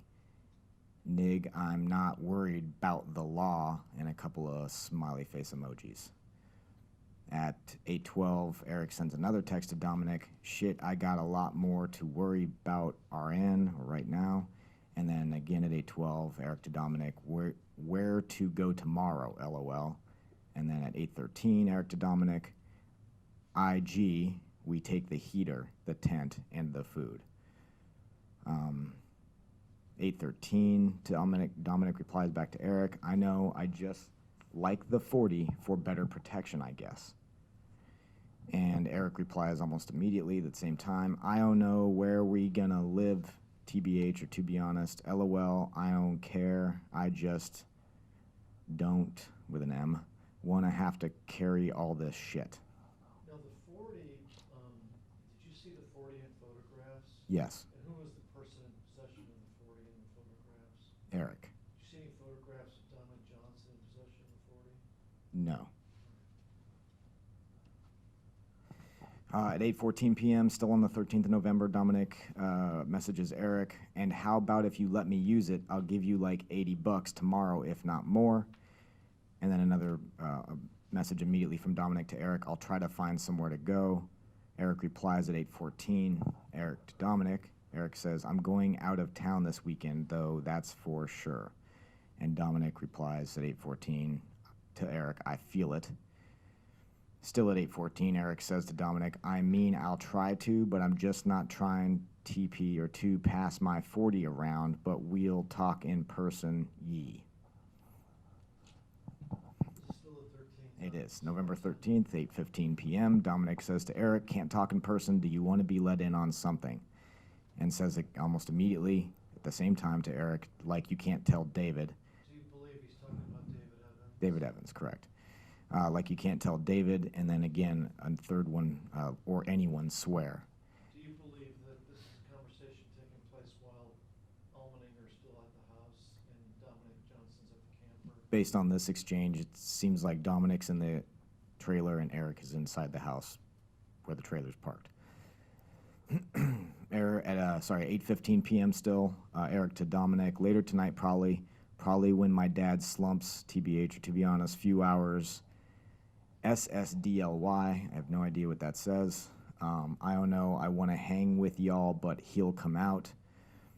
And then at the same time at 8:15, Eric says to Dominic, go for it, let me in, but not on Messenger.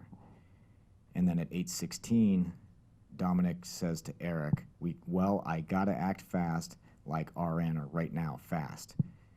And then he follows it up with a second message, you feel me? Eric replies back to Dominic at 8:16, you know nothing will get said if you tell me. And then again at 8:16 to Eric to Dominic, yeah, I feel it. Eric tells Dominic again at 8:16, SC it to me, not over FB, so Snapchat it to me, not over Facebook. Dominic replies back almost immediately, bet. All right, so does it appear that they're up to something that Johnson doesn't want David Evans to know about it? Right, so he's asking for the gun. He wants to let Eric in on something. He has to act fast, and then he wants it to go to Snapchat, not over Facebook. Then we have a bunch of phone calls. So we start at 9:03 p.m. I'm sorry, we're fast forwarding now to 11:17. So. Now, let me go back one. Okay. Just to hit the last time on slide 10, what do we have there? So last time on slide 10 is 8:16 p.m. Eric texts Dominic, LOL with an asterisk. Then, what is the next communication that appears from these Facebook records between Johnson and Allmenninger? So these, we transition over to the 17th of November at about 9:03 p.m. on the 17th, and we start to see a trend of message deletion on the part of Dominic Johnson.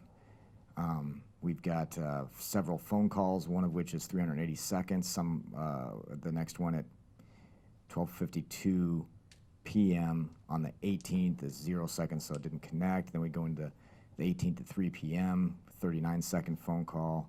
The 18th, a couple of minutes later, a 296-second phone call. And then you start to see the deleted, a phone call that lasts 2,094 seconds on the 18th of November at 3:54 p.m. from Eric to Dominic. And then a missed call from Eric to Dominic at 3:56 p.m. And then a series of deleted messages and a missed call ends that slide. Continuing on, again, these are Dominic Johnson's Facebook data. We start off on the top of the slide at the 21st at 12:53 p.m., so a little after noon. Dominic Johnson texts Eric, and then there's just a back and forth between the November 21st at 12:53 all the way through the 21st at 2:55 between Dominic and Eric, all of which have been deleted. And we can't, and there's no ability to recover those anymore? Correct. Moving on to the 23rd at about 1:20 in the afternoon, Dominic apparently tries to make a phone call to Eric. It's not connected. And then we start to see some data from Dominic to Eric. Hey, so Dominic texts Eric, says, hey, at 1:26 p.m. Eric replies back to him immediately, you good? Eric then says, WYA, or where you at? And then 13:29 or 1:29 p.m. on the 23rd, Dominic to Eric says, Yee, I'm walking to you now. And then 13:33 or 1:33 p.m., Dominic texts Eric the word nig. Then they have a missed call from Dominic to Eric at 1:35 p.m., 1:36. Dominic says, WYD, or what you doing? And then we get to 5:01 p.m. on the 24th. We just have the word A, or I. This brings us to the 25th at 3 p.m., top of the slide, another missed call. 3:06 p.m., Eric to Dominic, a second missed call. 3:06 p.m., Eric texts Dominic, wait, can you not call? And then immediately, LOL. These are starting to come through from Eric Allmendinger's Facebook information. And Dominic replies back to Eric at 3:06 p.m. on the 25th. Yee. Eric replies back to him, wait, you can or can't? And Dominic says to Eric at 3:07, can't. Eric replies to him, shitty. And then immediately at 3:07, Dominic replies back to Eric, FR, or my understanding is that means for real. And then move. Do you know anything about what they're talking about, this you can or you can't, shitty? Can you know anything about that or not? Well, Are there any events in the I can make a presumption here that we're talking about November 5th. We're talking about November 25th. Eric's trying to call Dominic. We took Dominic's phone on November 24th. So he can't accept a phone call because he doesn't have a phone. That's my understanding of this. All right, let's go on to the next one. Sure. 11:25 at 3:09 p.m., Dominic says to Eric, is your dad for sure not coming back? Eric replies at 3:12 to Dominic, I'm going to make sure tonight around 5, I'm going to ask, is it okay to lock the doors all nice and tight, or should I expect you to be coming through one tonight? Eric then says to Dominic at 3:12, and his answer will tell me. Whether he will be is the next line. And do you remember when Johnson got that second phone, the green one? I just know that we got it on the 30th, so sometime between the 24th and 30th is when he would have acquired that second phone. Okay. And I'm So going to kind of, this shows further communications, and once it's admitted, the jurors can look at this. Just shows further communications between the two. correct. nothing specifically relevant to this case, correct? No, just what they're planning on doing, drinking and smoking, that sort of stuff. And this is still the 25th, slide 16. Correct, and it goes through 3:15 p.m. on the 25th. All right, let's see if there's any, maybe just have you comment on the more pertinent things, if any, other than just the, obviously they're communicating. Anything more on the slide 17, on the 25th, any relevant communications about the police investigation of the case?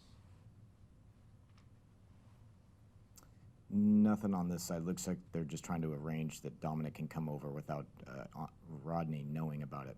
And of course, these are not deleted texts, correct? Right. Those are the ones that they're allowed to remain in existence? Right. These came from Eric Almendinger's Facebook. Slide 18, again with the dad coming home.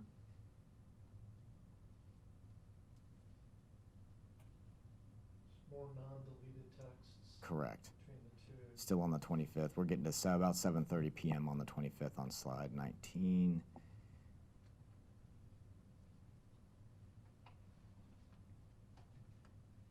They refer to taking a message on Snapchat on the last slide on 19 at 7:27 p.m. on the 25th.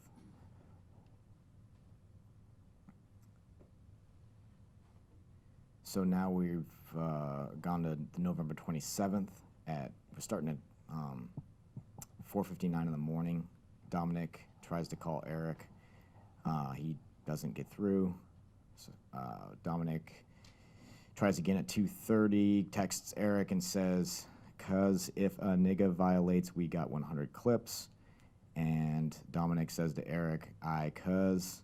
And then Eric says back to Dominic, "I." And Dominic asks at 11:55 p.m. to Eric, "WID or what you doing?"